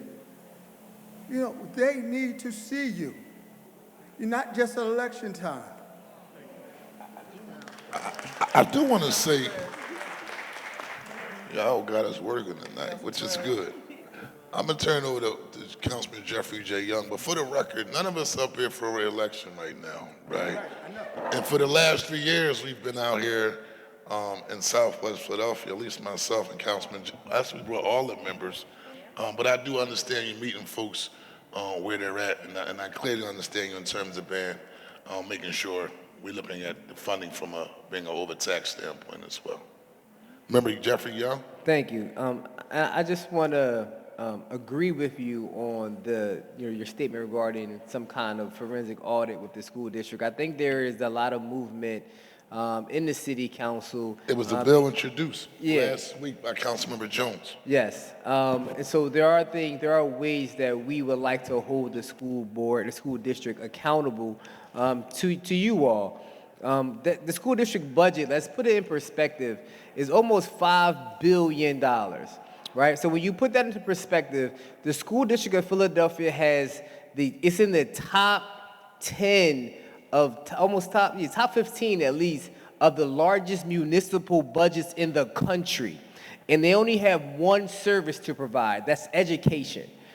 So let's put that into perspective. Right, almost a $5 billion budget gets us 70% of third graders not reading at grade level, right? Something has to be off there for me, right? Something has to be off. So just know that your sentiment is not lost on us.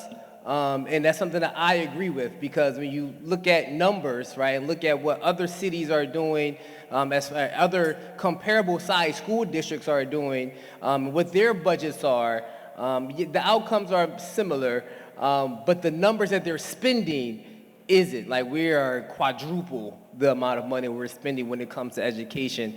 So, and I understand our schools are, our state said that our schools are $1 billion underfunded.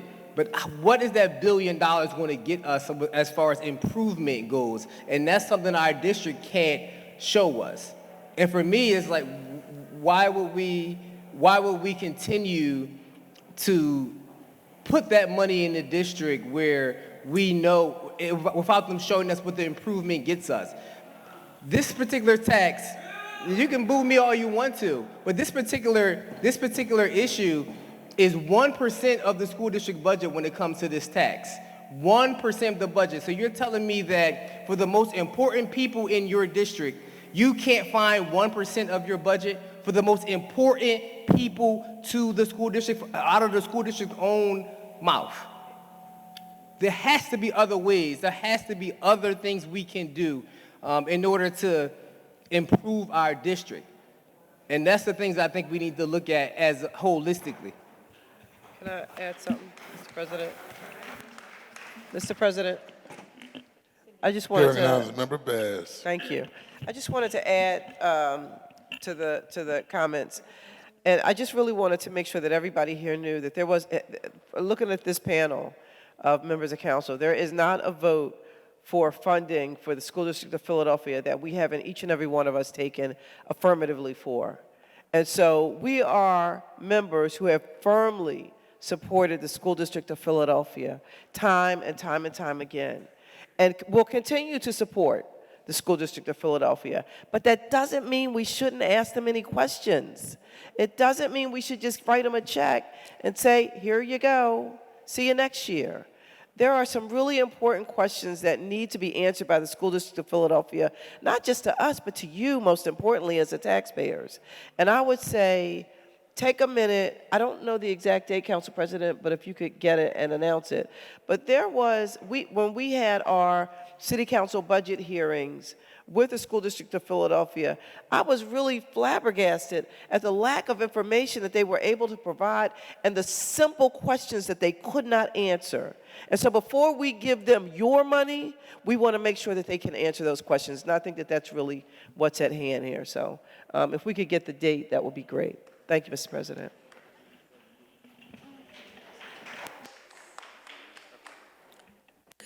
Good evening, Council President and all members of Council. My name is Shakira Blake. I live in the 3rd District. I am a community member, a community advocate, a parent, a silent hero, and today I stand here as a parent advocate for Children's First. I am asking that all members of Council to support a minimum the mayor's proposed $50.4 million investment in the School District of Philadelphia to prevent harmful cuts in the 2026 to 2027 school year. In 2020 to 2023, the city of Philadelphia had experienced an increase in homicide rates, 400 to 500 plus homicides. In 2020, 499, in 2021, 562 homicides. In 2022, 516 homicides. In 2023, 410 homicides. In 2024, it was 269 homicides. In 2025, 222.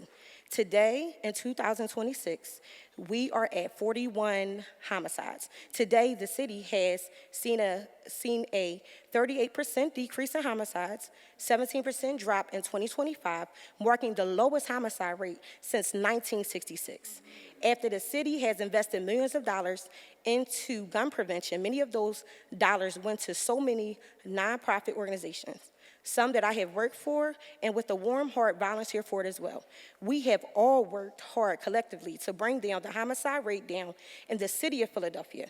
One thing I fear most is with all the school closings, that there is a strong possibility that the homicide rate will go back up again. That's why we need to invest into school funding. We, and yes, I said we, have worked too hard to get the homicide rate down. So let's not turn back down. Women lie, men lie, but numbers don't lie. Thank you all for your time.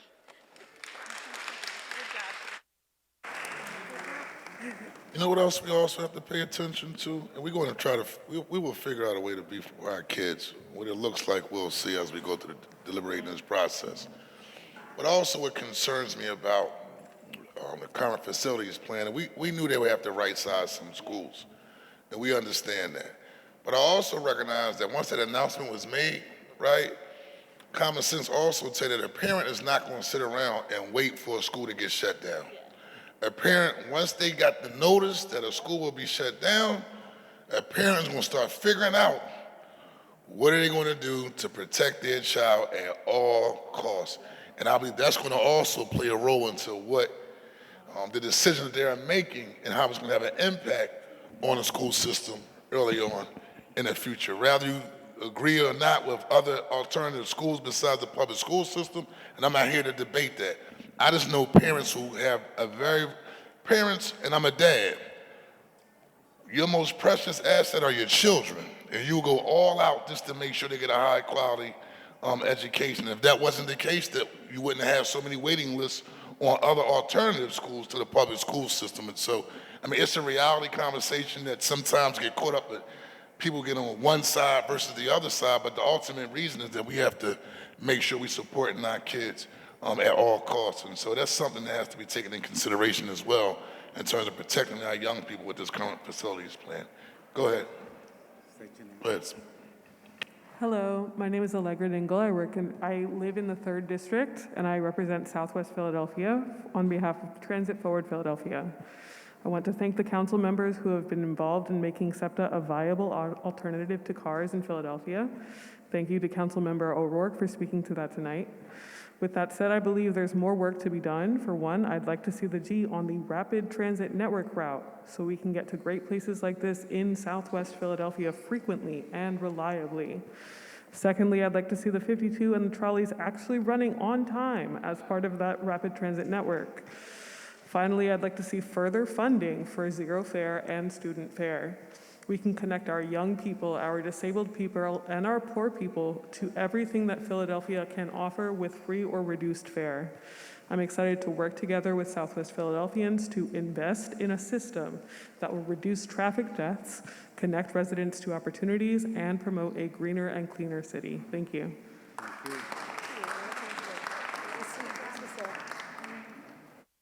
Real quick, I just want to say that this is Rue Landau. I introduced a resolution to hold hearings on the student fare issues so we can expand student fare cards, and would love to have you and all of the other transit folks there. Thank you. I am speaking as a member of Lift Every Voice Philly, a Black parent-led membership organization. We are united across race, class, and neighborhoods to demand urgent action for our schools with members across 17 school communities. My name is Latisse Spence, and I am a parent of 2 children at Houston Elementary in Councilmember Bass's district. I'd also just like to initiate and state that if both Bass and Young members would lead the charge in getting some more clarity from the district, we would all support that effort. We're all looking for more information. I want to echo what my fellow members have said. Last Thursday, communities lost. The school board's decision and how it happened was disrespectful. The kind of loss cannot be normalized in our city. We have seen what's possible when City Council works alongside parents to deliver real change firsthand through our Joy campaign. We're expecting that same type of leadership at this moment. Right now, we're facing a dreams and nightmares budget. We cannot accept a city with the largest fund balance in a generation, over $1 billion, built with our tax dollars, while our schools face a $300 million deficit. As parents, I have fought to win wellness policies that guarantee our children recess, time to eat, and basic dignity. But those guarantees mean that if there aren't staff in the building to make them real, they won't happen. There are differences between children being afraid to go to school because of bullying and children feeling safe and excited to see their friends at recess and lunch. Differences between children like mine being supported and cared for versus those that are labeled as a problem. Right now, we risk separating 180 of them from students who rely on them. Unite Here workers are among the lowest paid and do the essential work that is essentially undervalued, and this moment confirms that. They have been forgotten. They've proposed losses will separate over 180 of them from the children and force too many of them to lose benefits. With $75 million, we can protect the workers who protect our children. First, we are asking City Council to reject the narrative that only 340 positions are at risk. Our school stands to lose over 550 positions, and it will take at least $63 million, not $50 million, to protect them all. To protect against enrollment-based cuts which hurt the poorest and blackest schools, we are demanding $75 million all in. Second, we need the school district to release preliminary budgets that show that every school will lose principals. We're forced to make those cuts in darkness, and communities need the light. Right now, our schools cannot afford more loss. We need your support, and we are ready to lead and partner in delivering for them. We are asking you all to dip into the $1 billion surplus to support our kids. Can you commit to that? And I'm also giving you 175 petitions that have been signed asking for more in your districts.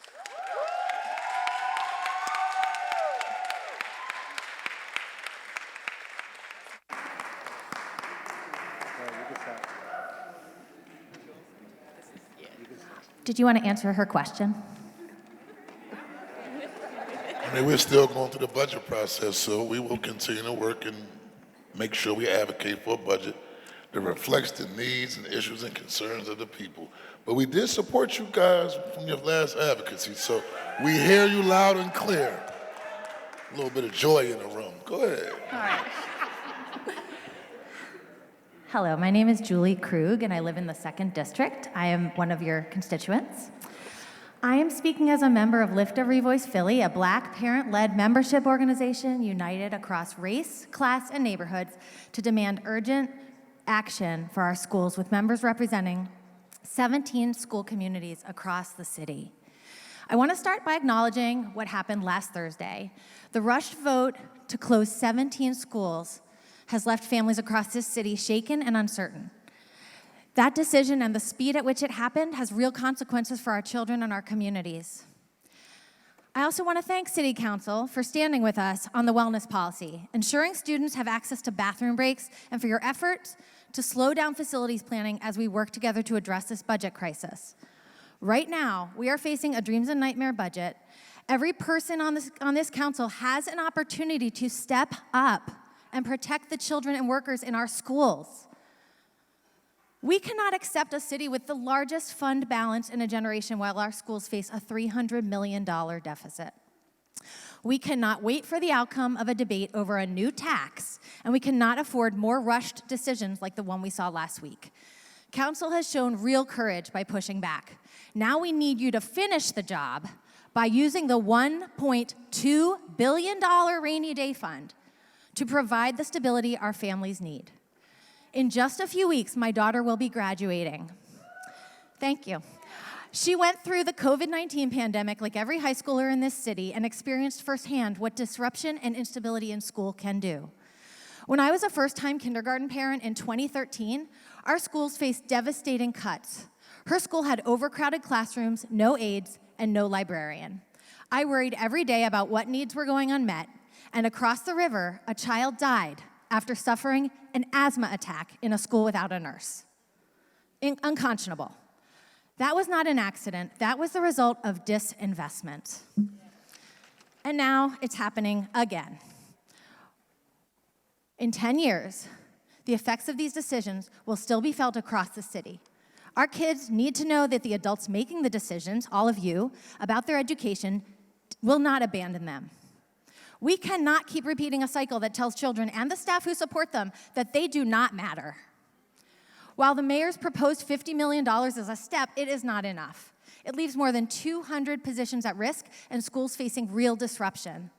We are asking you to use every tool at your disposal to reach $75 million to fully protect school-based staff and to require the district to release preliminary school budgets so families know exactly what is at stake.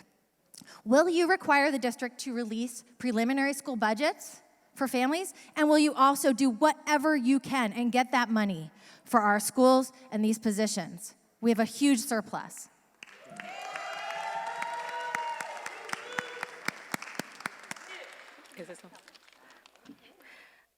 Good evening. My name is Marissa Amos. I live in District 4, Councilman Jones' district, and I have a child in Councilwoman Gautier's district. I am a member of Lift Every Voice, a Black parent-led organization gathering across 17 school communities to win change. We are organized together across class and race. And we are united and grounded in accountability to communities who lost the most and deserve to gain the most. We want to thank City Council, as mentioned, for their support in the Joy campaign, especially including ending silent lunches and guaranteeing daily access to recess. As mentioned, last Thursday, communities were dealt a blow. We thank council members who stood up and stood out against these rush decisions. We urge you to use the city's reserves now to give families the stability they need, because Philly children cannot absorb another loss. I'm gonna go a step further and invoke a quote from Meek Mill. Yes, in the house of the Lord. See my dreams unfold, nightmares come true. That contradiction is playing out right now. There's over a $1 billion surplus of our taxpayer dollars in reserves, while schools are proposing cuts to the very people and programs our children rely on every day. Right now, there's false information being spread about this budget. We keep hearing that 340 positions are being cut, but it's well over 550 positions that our schools stand to lose. And as a parent, that's very important to me. This is not just numbers, this is personal. My daughter attends Samuel Powell Elementary, and the school has had the same substitute for over 15 years. So my child has known Miss Hamilton from kindergarten through now 3rd grade. So when the teacher is absent, when there's a vacancy, there is a substitute in the building who can fill in. They're not waiting for her to come to the building, not trying to tell her how the school runs or who the kids are. She just knows. And there are hundreds of Miss Hamiltons around the school district who are just like her, who provide that continuity that kids need every day. My child is courageous and confident, but sometimes anxious. And so having that continuity, having that person that she has known for the past 4 years in that building is very important to her and very important to me. When my child faced bullying in her school, it is important to have that support staff provide care not only for my child and other children, but for parents as well. And so, back to the point. Without full funding, schools will face real disruption. They will lose the Miss Hamiltons of their buildings. There will be large class sizes and fewer supports. And so it is important for the district to release preliminary budgets that clearly show what each school stands to lose. Principals were forced to make these decisions without transparency, and families deserve to understand what's at stake. Thank you. So we're asking council to support this. Yes, sorry. I will say this, though, this is new information. Could your team provide our director of finance regarding this additional 200 positions? That's new information. That was never presented from the district.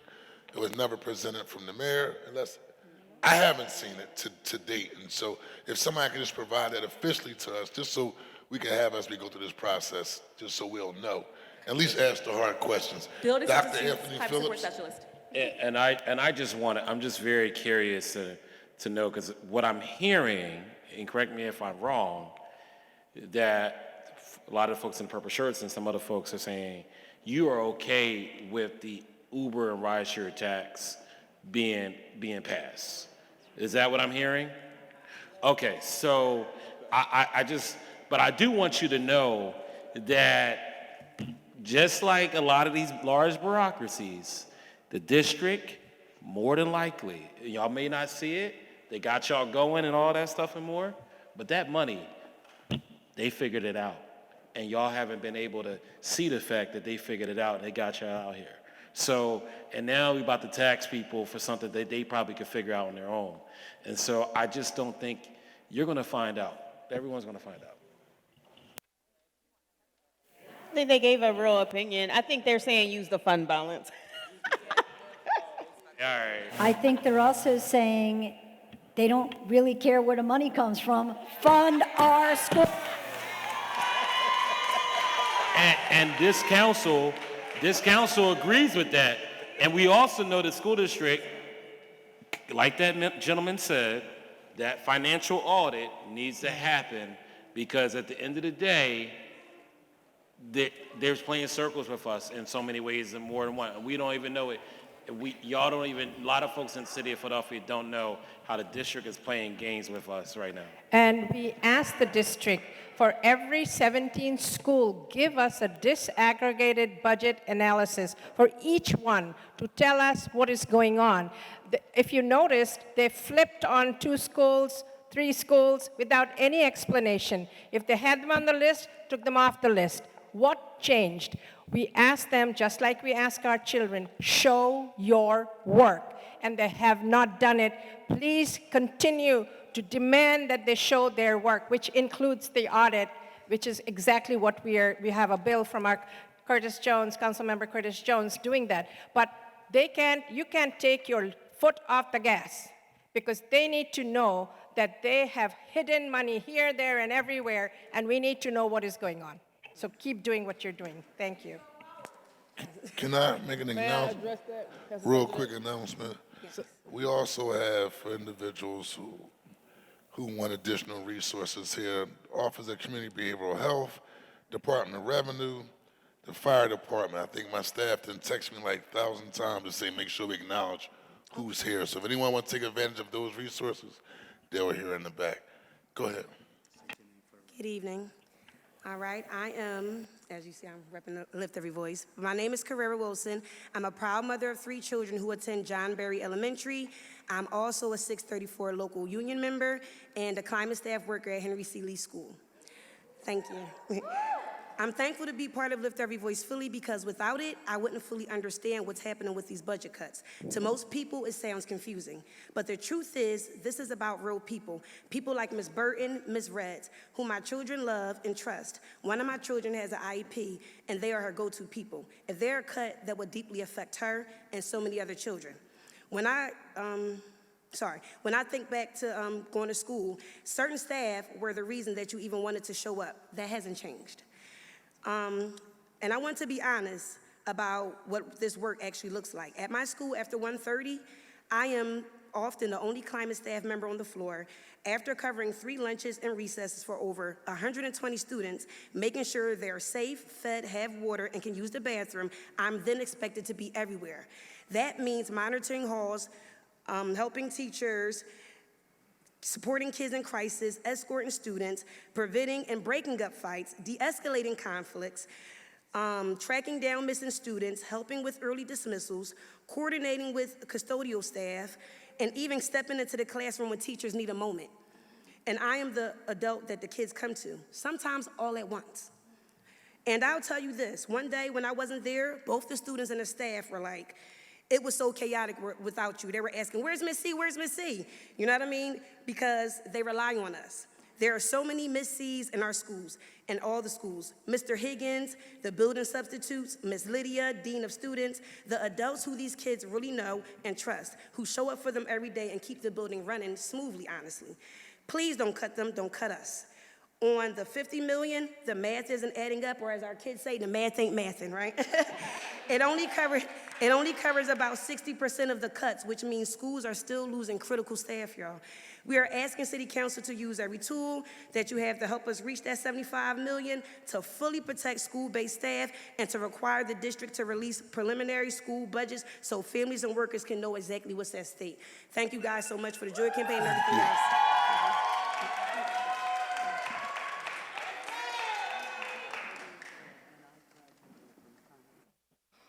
My name is Signa Palmer. I'm speaking as a member of Lift Every Voice Philly, a Black parent-led organization united across race, class, neighborhoods to demand urgent action for our schools with members in 17 school communities. My daughter attends Fiddler Academic Plus, a school that is now being closed, and families like mine have not been told what comes next for our children. I am the mother of 2 twin girls who are on the autism spectrum. Sanaya, say hi. She's in 2nd grade at Fiddler, and her sister, who has more complex needs, attends a different private school that meets her needs. Getting both my children to school on time is not simple. Either someone is late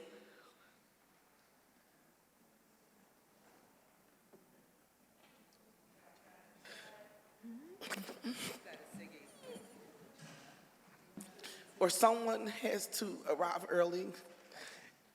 And when our kids are late, it's not just lateness. For families like mine, it can mean a day chest at your door. That is the pressure we are under every single day. So I want to talk about the kind of staff who are at risk in this budget. Miss Cherie Hemmons is my daughter's one-to-one. She stepped up in a way I will never forget. She lets my daughter sit in the office early, even before her workday starts, so she doesn't have to wait outside in the cold or rain. She makes sure my child is safe. She makes sure my daughter stays for the full school day because she knows that time matters. She has helped her through bullying and helped her build confidence, even as an autistic child. With this closure, I still don't know where my child will go or whether she will have the support she needs. You cannot move children like mine and expect them to adjust without harm. These relationships are everything. This is what is at risk, not positions, people. People who know our children, who keep them safe, and who make it possible for them to learn. I don't know exactly what we're supposed to expect in a moment like this, but it has to be more than this.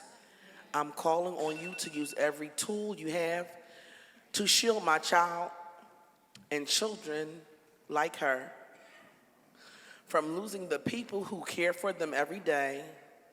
We need $75 million to protect school-based staff, and we need the district to release school-based budgets so every parent understands what is at stake.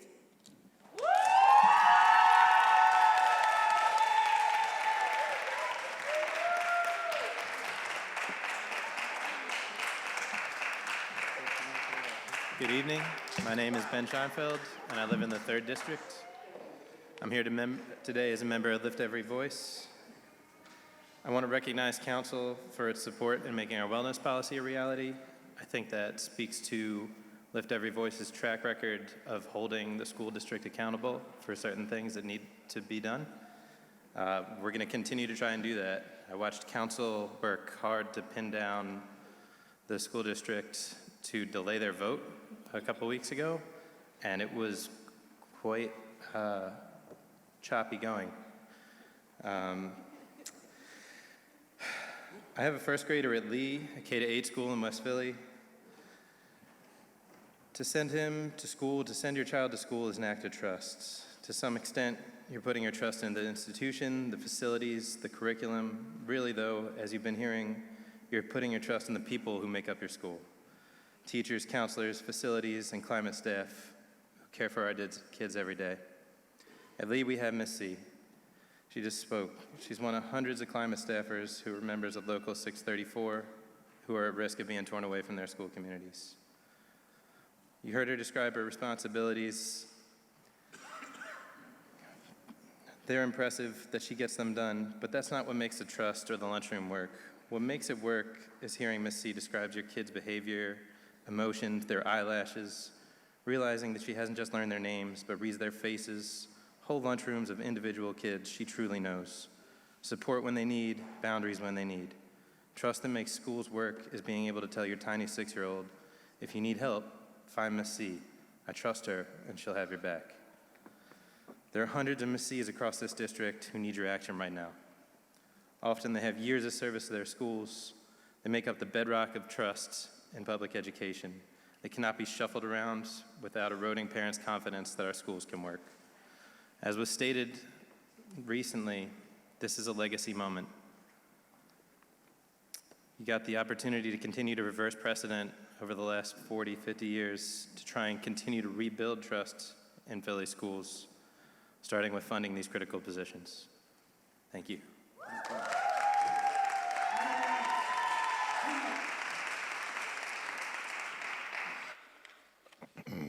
I'm just looking at the clock. We way beyond, but we want everybody who's in line to come up to the microphone. So I'm going to ask, though, because I've been given extreme latitude, but at some point I gotta make sure we move along. And so can you just get right to your question? Because we wanna make sure everybody in line have the opportunity to speak before we actually wrap up, so. Go ahead. Thank you. Good evening, Council President Kenyatta Johnson, to my Councilmatic District Person, Jamie Gaultier, and the rest of City Council this evening. I want to first just start with some thank yous. I want to thank you, Council Gaultier, for your work on the Office of the Youth Ombudsperson that's up for vote on May 19th. So that also protects kids. So I want to make sure people know that. The other piece, the ICE out legislation that Councilmember Rue Landau partnered with Councilmember Kendra Brooks did, that protects our community. So I just want to acknowledge that. And also, the force that you all came up with City at the school board last week was very powerful. So regardless of how people feel about the issue, it should be done transparently. So I do appreciate the fight, and I want you all to keep up the fight. And so I'll keep it short, President Johnson.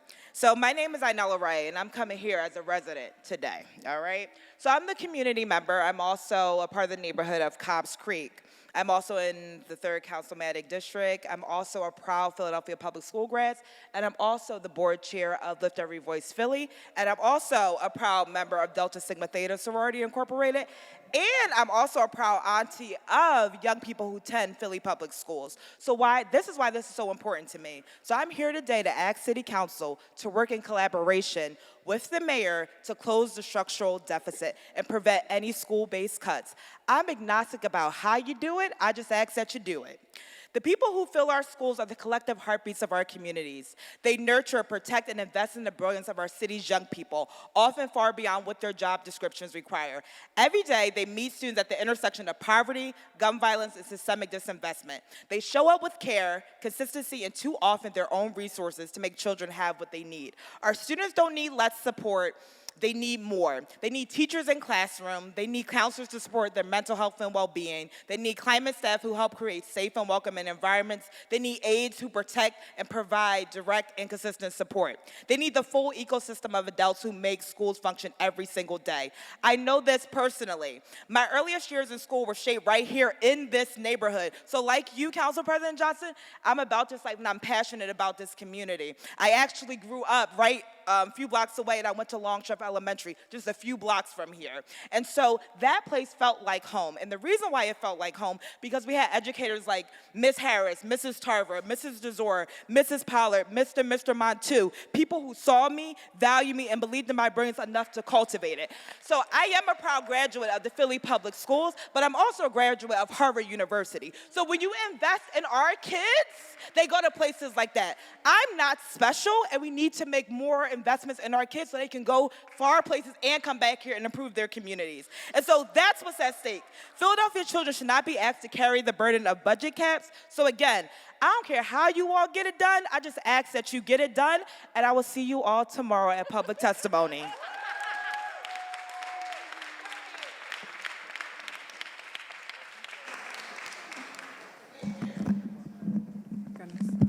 Good evening, everyone. My name is Luciana Boone. I am a proud member of the Assault and Light Church.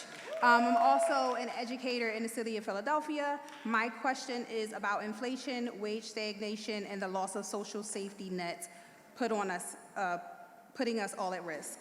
We all know that the minimum wage is $7.25, but in order to actually live comfortably in the city of Philadelphia or the state of Pennsylvania, we need to actually make between $10 and $24 an hour.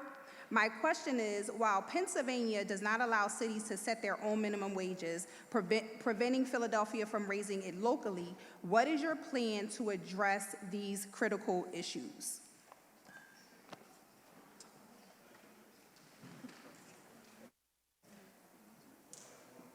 I have a small response.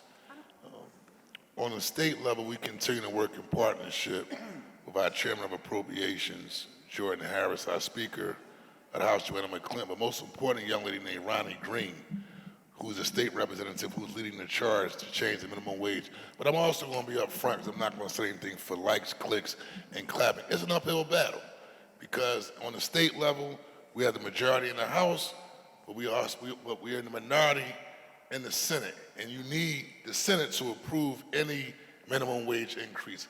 However, I do know the work that we've done on a city level that I'm very, very proud of is making sure on any city contract where an individual does business with the city of Philadelphia, at a minimum, we starting off with $15,000 an hour, right?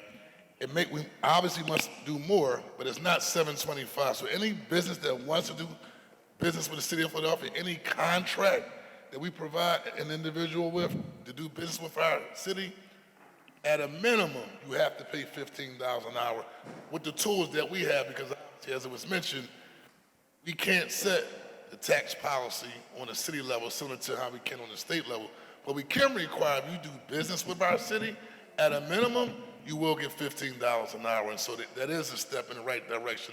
But we also have Councilman Nicholas O'Rourke, who will talk about how we address the affordability crisis here in the city of Philadelphia as well. Thank you, Mr. President. I just wanted to just lift that point up. Our council, through my office, have convened a cost of living task force as a part of the Affordable Philly Now campaign. There are a number of pieces of legislation that we've already introduced that have the interest of identifying ways to drive down the cost of living in various areas. But this report, which should come out within the coming month or so, will identify in about 9 different categories, talking about transit, talking about housing, groceries, the care economy, elder care, child care, maternal health care, whatever the case may be, labor. What is driving up the cost of living? It'll report on that, and then actionable policy ideas to drive that back down in each one of those categories. So there'll be actual concomitant legislation that will be suggested alongside that. So while we ought to continue to fight to make sure that we have a living wage across the Commonwealth, that has to be a thing that we're fighting for. I don't think there's a single person up here who disagrees. We all are for that. At the same time, we got to find ways to just drive costs back down, and we're going to looking forward to hearing from that report about what we can do. So you'll have advocates, not just me. Everybody on this council wants to see a more affordable Philadelphia, and we want to see it now. So thank you for raising that. We're going to do everything we can to make sure it happens. All right, I was just brought to my attention, if you do business with the city of Philadelphia, in June it will be $16.82, not $7.25, not $15, but $16.82. And again, that's our effort to make sure we kind of help individuals rise with wages as relates to when they're doing business with the city. Good evening, everyone. My name is Nina Osborne, and I'm here representing AARP. I was not asked to make any statements or asked any questions relative to AARP. So my question or statement is is on a personal note, relative to the repaving of Springfield Avenue.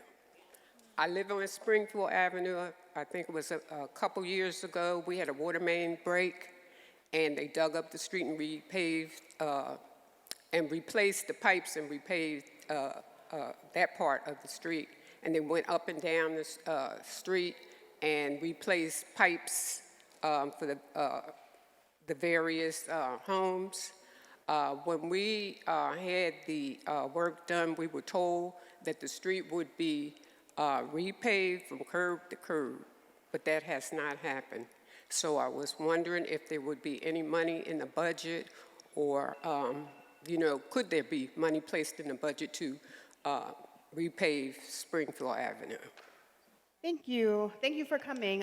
There's definitely a lot of money in the proposed budget for repaving, but I will follow up just with you offline to understand that commitment between the Water and the Streets Department and to see if we can get that worked on as soon as possible. Would you be able to leave your contact information with my staff? They're sitting at a table just outside this room. Thank you so much for coming tonight.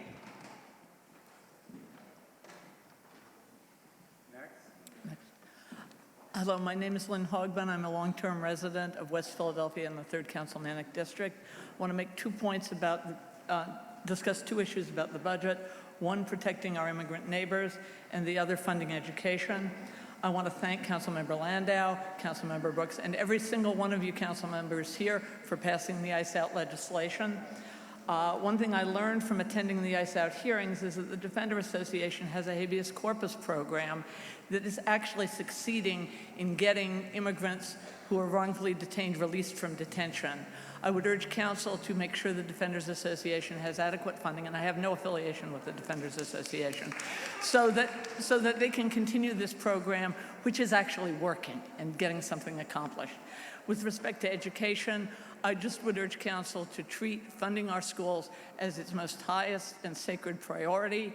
By all means, do audits, ask questions, but don't use that as a reason to withhold funding. The kids can't wait for that audit. The kids need the funding. They need a good education. That has to be your highest priority. It's much more important than many of the other priorities. Thank you. Hello, everyone. My name is Priscilla Ivy. I'm a proud member of Soul and Light Ministry, and I'm also a member of the Social Justice Ministry here at Soul and Light. We want to thank all the council members for coming today. My question is towards affordability. Average property tax assessment in our area, Kansas rules 50%, which is well above the city tax of 23%, posing a risk of displacing long-term residents. Many homeowners in Southwest and West Philadelphia saw their taxes double. I work as a nurse with 2 kids, and I take care of my mom. My tax, I brought 50% of my paycheck home just from getting 50% of my money towards taxes. And that is gonna double more. So my key question is, how will you address the budget? How will you address this issue in the budget? And council member already said our pastor can reach out to you just about call, so you already answered that question. So when can you think you can commit to our pastor giving you that call? And the next question will be, after the Power Interface released their Philadelphia Affordability Report, we did deliver copies to your office of this affordability bill. We haven't heard back from you. So when are you gonna commit to our pastor giving you that call and having that discussion with us? Thank you.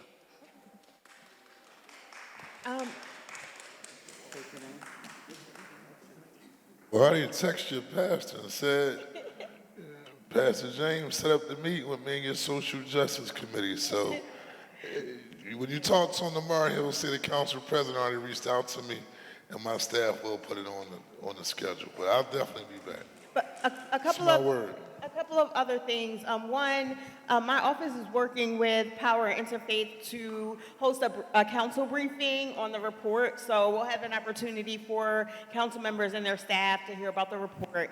And then I think council has been the biggest advocate on this property tax issue. One, we do not raise property taxes. We were also cautioning the city about moving forward with reassessments because there was a study done showing a lot of racial bias in the way that the city does its assessments. So, but we don't control that, the mayor does. But in response, council has increased the homestead exemption like time and time again. We developed the low-income property tax freeze, and we're constantly pushing OPA to have a more equitable process, and we will continue to. Thank you. Okay, good evening. My name is Nefertari Rayner. I'm a resident of District 5. I'm trying to keep it as short as I can. You sure? Yes, I'm tall. Thank you. Okay, so right now, decisions made by the school board are creating a downstream financial and service obligations that ultimately intersect with the city council's budget responsibilities. Yet there is limited transparency around underlying data and analysis before those decisions are finalized. I understand that there has been a discussion of a proposed audit of the school district, so I will ask, will that audit include access to the underlying decision data before closures are finalized, and will its findings directly inform the fiscal year 2027 budget decisions, or is it strictly retrospective? And then also, as you develop the fiscal year of 2027 budget, what formal mechanisms exist or will be created to ensure that City Council is receiving and reviewing the underlying impact data and projections from the school district before the budget responsibilities are shaped? And one more question.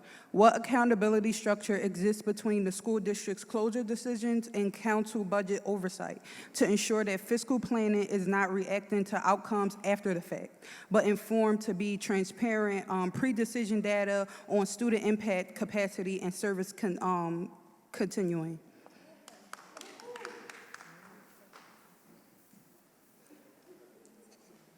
So Jeffrey J. Young. I just want everyone in this room to know what our city charter says when it comes to our school district first, right? The school board serves at the pleasure of the mayor. Those are the exact words in our city charter. So when we try to ask them for information, about transparency, about why certain decisions are being made, they don't give it to us. Wanna know why? Because they're not accountable to us. Right? And so as much as we want to fight and scream and try to get this information from the school district of Philadelphia, from the school board, right? They don't work for us in their minds. That's essentially what it comes down to. And so what we have are these particular tools like the legislation that Councilmember Jones put in to force them to have audits and things like that. But that's going to come too late for this decision, right? So we're using every tool available to us to hold the school district accountable that we have right now. I mean, I even introduced a bill that would, allow council to impeach school board members, right? So we're working in the space that we have under the constraints that we have. And when we ask them for information again, we get the same things that you all get, right? Which is nothing. And so yes, we are a part of their budget process, right? We do approve a portion of their budget because a lot of the budget comes from the state, some from the federal government. But we're going to do what we can do, right, as far as city of Philadelphia funds go, to kind of hold them accountable. It's unfortunate that we don't have, they come to us for money every single year, but then don't give us the information we need to make the decisions that are necessary to keep our city going. And I think there's an appetite on this council to kind of change that now, and change that narrative, to try to take back some of that power from the school district to make them accountable to the people of the city of Philadelphia. Yeah. Thank you. Go ahead, sir. Thank you, Council President. Thank you, City Council, for doing this. I think you guys know what I'm talking about. There was a shield that protected the self-employed. There was a BERT tax that's really designed for corporations, but there was a system failure. And because of that system failure, there was a lawsuit, and that shield was taken away from self-employed people. The W-2 worker, when they lose their job, they become self-employed. So anybody that you know is a W-2 employee needs to care about this. So right now, when that happened, City Council had a vote to eliminate this shield, or otherwise the city could have lost close to $2 billion. So this was a big deal. And I just want to let everyone know that from day one, before they even took that vote, they were working on a solution. They were working with two of our top tax attorneys. They were working with regular Philadelphians, and their technical teams found a solution. In November, that solution was introduced, and since then, just in March 17th, we got a fiscal note from the mayor, and the mayor did her job as well. They came back and they said that the cost of this bill would be $29.5 million. So what that means is that this would protect 50% of the tax filers in Philadelphia, this bill, at a cost of $29.5 million per year. The fix that was put in after this terrible thing happened was that the mayor put a program in called the Jumpstart program that basically said that if you want free tax advice, we'll be able to support 5,000 businesses, and we'll give grants to about 750 businesses. That costs $38.5 million. So what that means is that by passing this bill, the city will actually save money. So over a 5-year period, that's about $10.8 million. So that the city will save based on today's budget by eliminating the Jump Start program and implementing this bill that was introduced to fix this problem. People are now learning about what this means because they had to do their taxes. So you have people, a father is working all day, mom is working all day, they're W-2. They come home, they look at their kid and they feel guilt because they know it wasn't enough. So they go out and become an Uber driver. They go out and be a delivery person. They become a gig worker. Guess what? Corporations pay 5.71%. Can you ask that Okay. question? And I like how you breaking it down. We got it. Sir, you know what I'm asking for, so Support God bless. the Driscoll bill. And thank you for being very informative too as well. I just want everyone to know that you guys did the work. That's it. And So I appreciate appreciate you for acknowledging that. Thank you very much. Thank you, sir. As well. Go ahead. Hi, I am Dr. Tony Nottingham. Before you ask, I'm going to meet with Salt and Light Church. Before you even ask, You know what? I called your pastor So already. but I want to, His because numbers I on am, here. because we're I got it. tenacious I will be and there. we're about it. But I do want to make a point that someone made earlier, because I was part of the coalition that came to your office when Power Interfaith met to deliver the report, and some of us are getting together in groups to work together. So it's it's two different things. So it's Salt and Light Church and then it's Power Interfaith. Gregory Holston. That meeting is on my schedule for May the 11th. Well, it's Greg and a couple other individual names that I saw, but that meeting will be taking place on May the 11th. And so that's all right. Well, I seen the that. affordability report that was presented to me. But I want to meet with Salt and Light. That's y'all in my district. Yes, we Like, are. I represent you. I'm not talking about they got Reverend Moore on there and all these other folks that does not come from the 2nd Councilmanic District. But I'll meet with Salt and Light. Well, when we asked, your staff was very polite, but they would not give us a date. Yes. And when we get together, They don't suppose to. when we get together to try to work to support you, and we don't get a response, that is discouraging to us. So when you encourage us to get together as a group, I need you to meet with us. Absolutely. You have to empower us. And the other comment I But want can I to say make. something respectfully though? Because I want to give it back with love and kindness, but also understand that y'all have to be patient for a response too. Absolutely. Right? Because it is on my Absolutely. schedule, and the way y'all came in, to be quite frank, as my staff did tell me, was kind of like very demanding. Like, we want to. I'm sure it felt that, but And that's it's okay. been. I'm a big boy. But if you give us the right expectation, because Yes. it's been over 3 months. Okay. So if that's the expectation, then we can work with that. Sometimes, I know you got Well, I kids see and you you on- got I you see got you at- stuff I to see you on do, May 11th, and all these though. other people want. Yes, ma'am. Okay, But but I'll you're be there. committing to meet with Salt and Light. Hold it up. Your pastor already know. All right. I already told him. All right. Could I just say something to the council Wasn't no president? smoke. Because she asked what she has to say first. Oh, I thought she was done. I think she meant, I just want to say council president does get out into neighborhoods, even as a council president, and I do want to say he doesn't mind showing to a small person, being big person, medium size, anything you do. I do think that, I recently met with Power Interfaith too. The approach is different than most community meetings, so I know there's a big difference between the meeting with a church and then Power Interfaith is a difference, so I get it. Okay. All right, so here's my question. And I say this with love, because you've heard a message that says, by any means necessary, to fund the schools. But I'm here to tell you that by any means necessary should not mean the citizens of this city alone. My taxes have gone up. This big, beautiful bill raises my utility rates, and now this tax on Uber is going to be passed through to me. I went to Penn, but every time I go to Penn, it amazes me that they have enough money to pay somebody to hand me a parking ticket when I just come into the driveway. They don't pay taxes, but they also don't pay a living wage. And so if you cannot raise the wage, I'm asking you to, I appreciate you educating me on what you can't do, but I want to hear what you can do. So what can we do to ensure that if Penn, we can't raise the wage, what can we charge them for to help supply the needs that we have in this city? That's my question. Oh, and thank you for coming to meet with Salt and Light. Hello, my name is Cable Sharp. I'm 73 years old. I've been in West Philly all my life.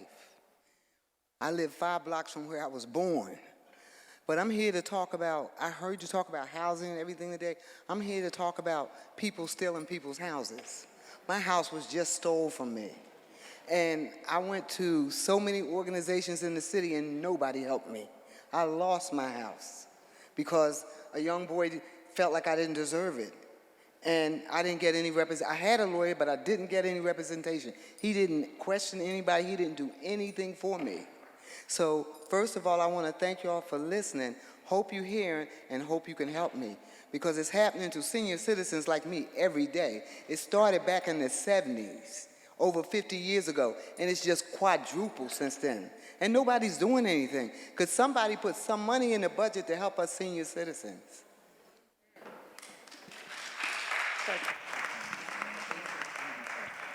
We can take it under advisement, ma'am, as we go through this process. But let's back up for a second. I got to do things in decency and order. I appreciate the two on you on the side, but you have to submit your questions because that line was already over, and I think I just seen y'all two get up. No, we were called over. Okay. President. All right. I respect it, but we were called over. My bad. I looked up. I'm like, well, hold up. I thought the line was. Because I'm nice, because we'll be here all night. And my members be looking at me in the morning like, you sure? So, go ahead. Okay. Good evening, Council President Johnson and all the other council members that took time out of your schedule to attend with to host this town hall. My name is Vernice Richardson-Jarman, and I am a member of Salt and Light Church. My question kind of sort of overlaps like a number of questions that have already been asked. And mine is in reference to Philadelphians, particularly renters, bear one of the most unequal and regressive tax burdens in the country. In Philadelphia, the families earning $25,000 a year or less paid an effective tax rate of 21.8% in 2022. That was the third highest tax rate on low-income families among the 51 cities studied. The average tax rate on low-income families in the study was 14.5%. Is there something within your budget where you're going to help those that are renting, not only those that are renting, but those of us that have that are homeowners? In addition to that, and you know I'm overlapping this question because I'm looking for a commitment when we're going to have our meeting.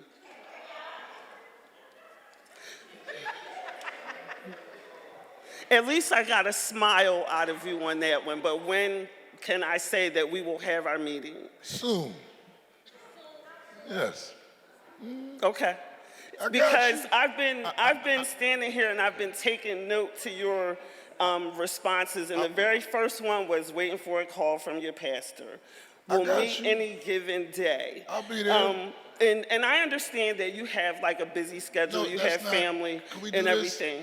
I'm not even gonna put the family in it because I invoked it earlier. If I say I'm gonna meet with you, I'm gonna meet with you. Just hold me responsible.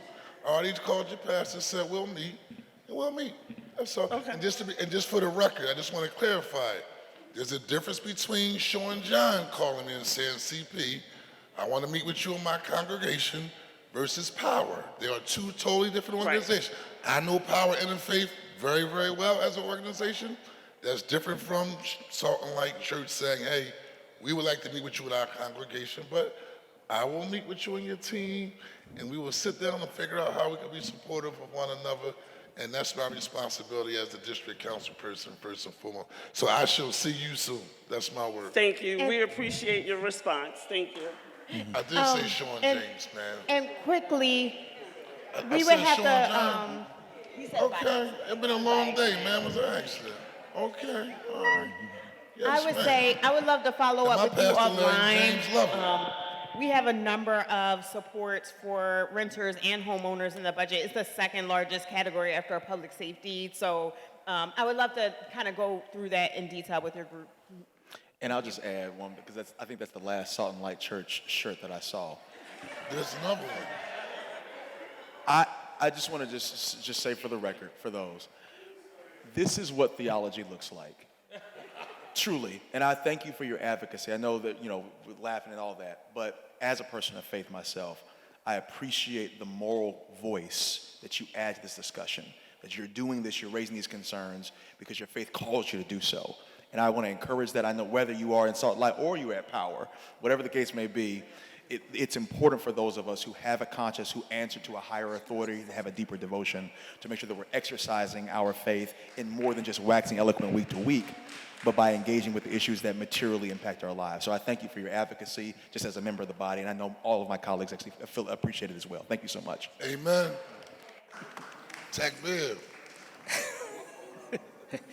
Good evening, President Johnson and my council member Gaultier, and to all of you, thank you for being here. Many of you know I'm with Delco Environmental Justice. I'm not here for that tonight. I'm with the Toxic Prisons Campaign. I'm not here for that tonight. I'm here as a resident of Councilmatic District Number 3. I live in this area not far from this very church, although I'm a member of Second Mount Zion with Pastor James Moore. And being here, I bought a house here about 4 years ago. And I later learned that the house had no guts. It's pretty when you walk in, but I learned that it has no wall, had no insulation. It was 2x4s and sheetrock. So this house has become where, instead of being a safe haven, instead of being a place for me to work and rest and have leisure, it has become a money dump that has been overwhelming.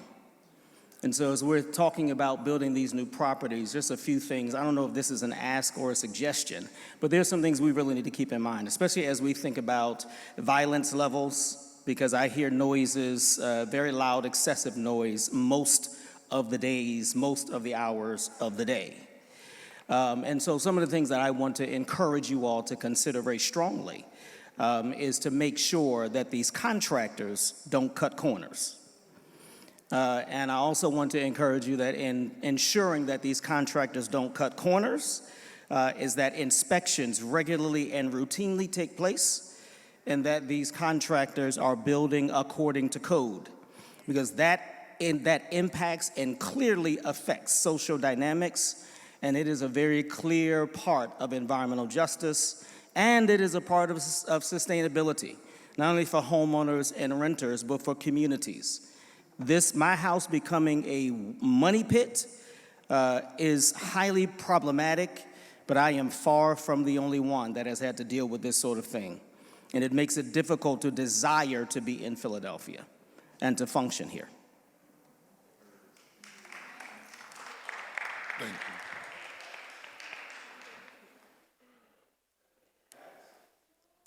Good evening, City Council President and members of council. My name is Margaret DeSanto. I'm a 3rd District resident, Jamie Gaultier, and an advocate for children, families, and communities across Philadelphia. I'm a former educator. I serve as a committee person in the 3rd Ward 6th Division and as the education chair of the Cobbs Creek Community Educational Environmental Center. My children are proud graduates of the Philadelphia School District, and I now have grandchildren currently enrolled.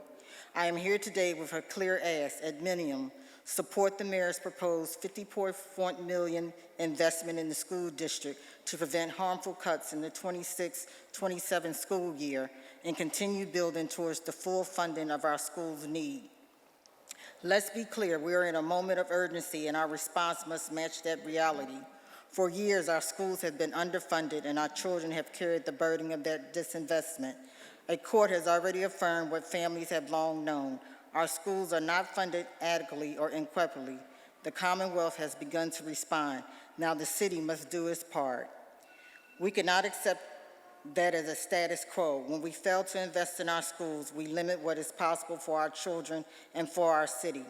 I am asking you to act with urgency and responsibility. Protect these 521 positions, support the $54 million investment, commit to no cuts, and continue working towards a fully funded system that reflects what Philadelphia children deserve. You have the power to shape their future. Thank you.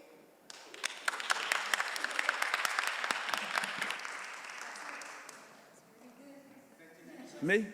My name is Nathaniel Turner from Southwest Philly. Now, what I'm giving you is some water. Excuse me.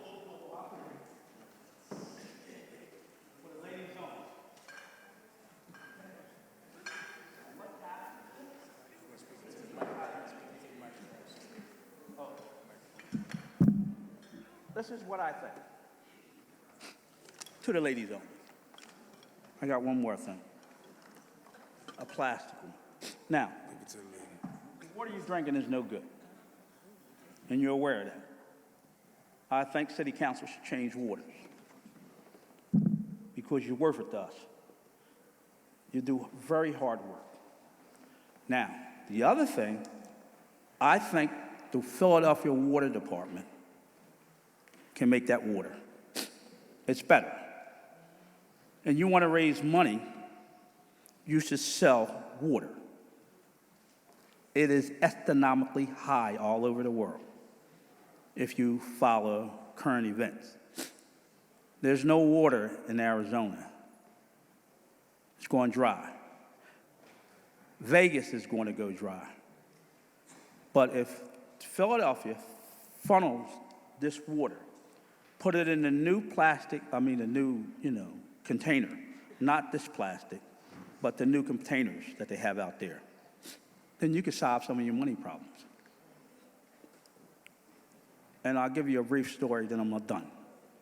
I have a friend that's from South Africa, and we talked, and I asked him, not from South, from West Africa. I asked him one thing. How many diamond mines do you have in West Africa? He gave me the number. How many African-American jewelry stores have you seen since you've been in this country? He gave me a number of none. Good night. Thank you, Mr. Turner.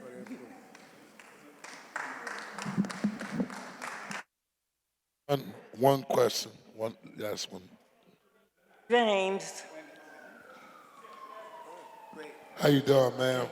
The name is Alita Haynes, and I was born in West Philly, 1947, and I am so proud of this city council, and I'm also proud of the mayor today, because I have not seen such a good group since I was born here. And I just wanted to say one last thing. Being a retired teacher, remember, schools are not for babysitting, and I'd like to see my children with a much better education, and especially since our country is green, call money. Everybody have a nice evening. Thank you. Well, we want to thank everyone for being here. We want to thank the Salt and Light Church for opening up your doors. Let's give them a round of applause as well. Look forward to getting together. Also, can we give the members of council a round of applause? We started at 10 a.m. I think I can say we stop our evening at 9 p.m. And with that being said, thank you all very much. Town hall we doing.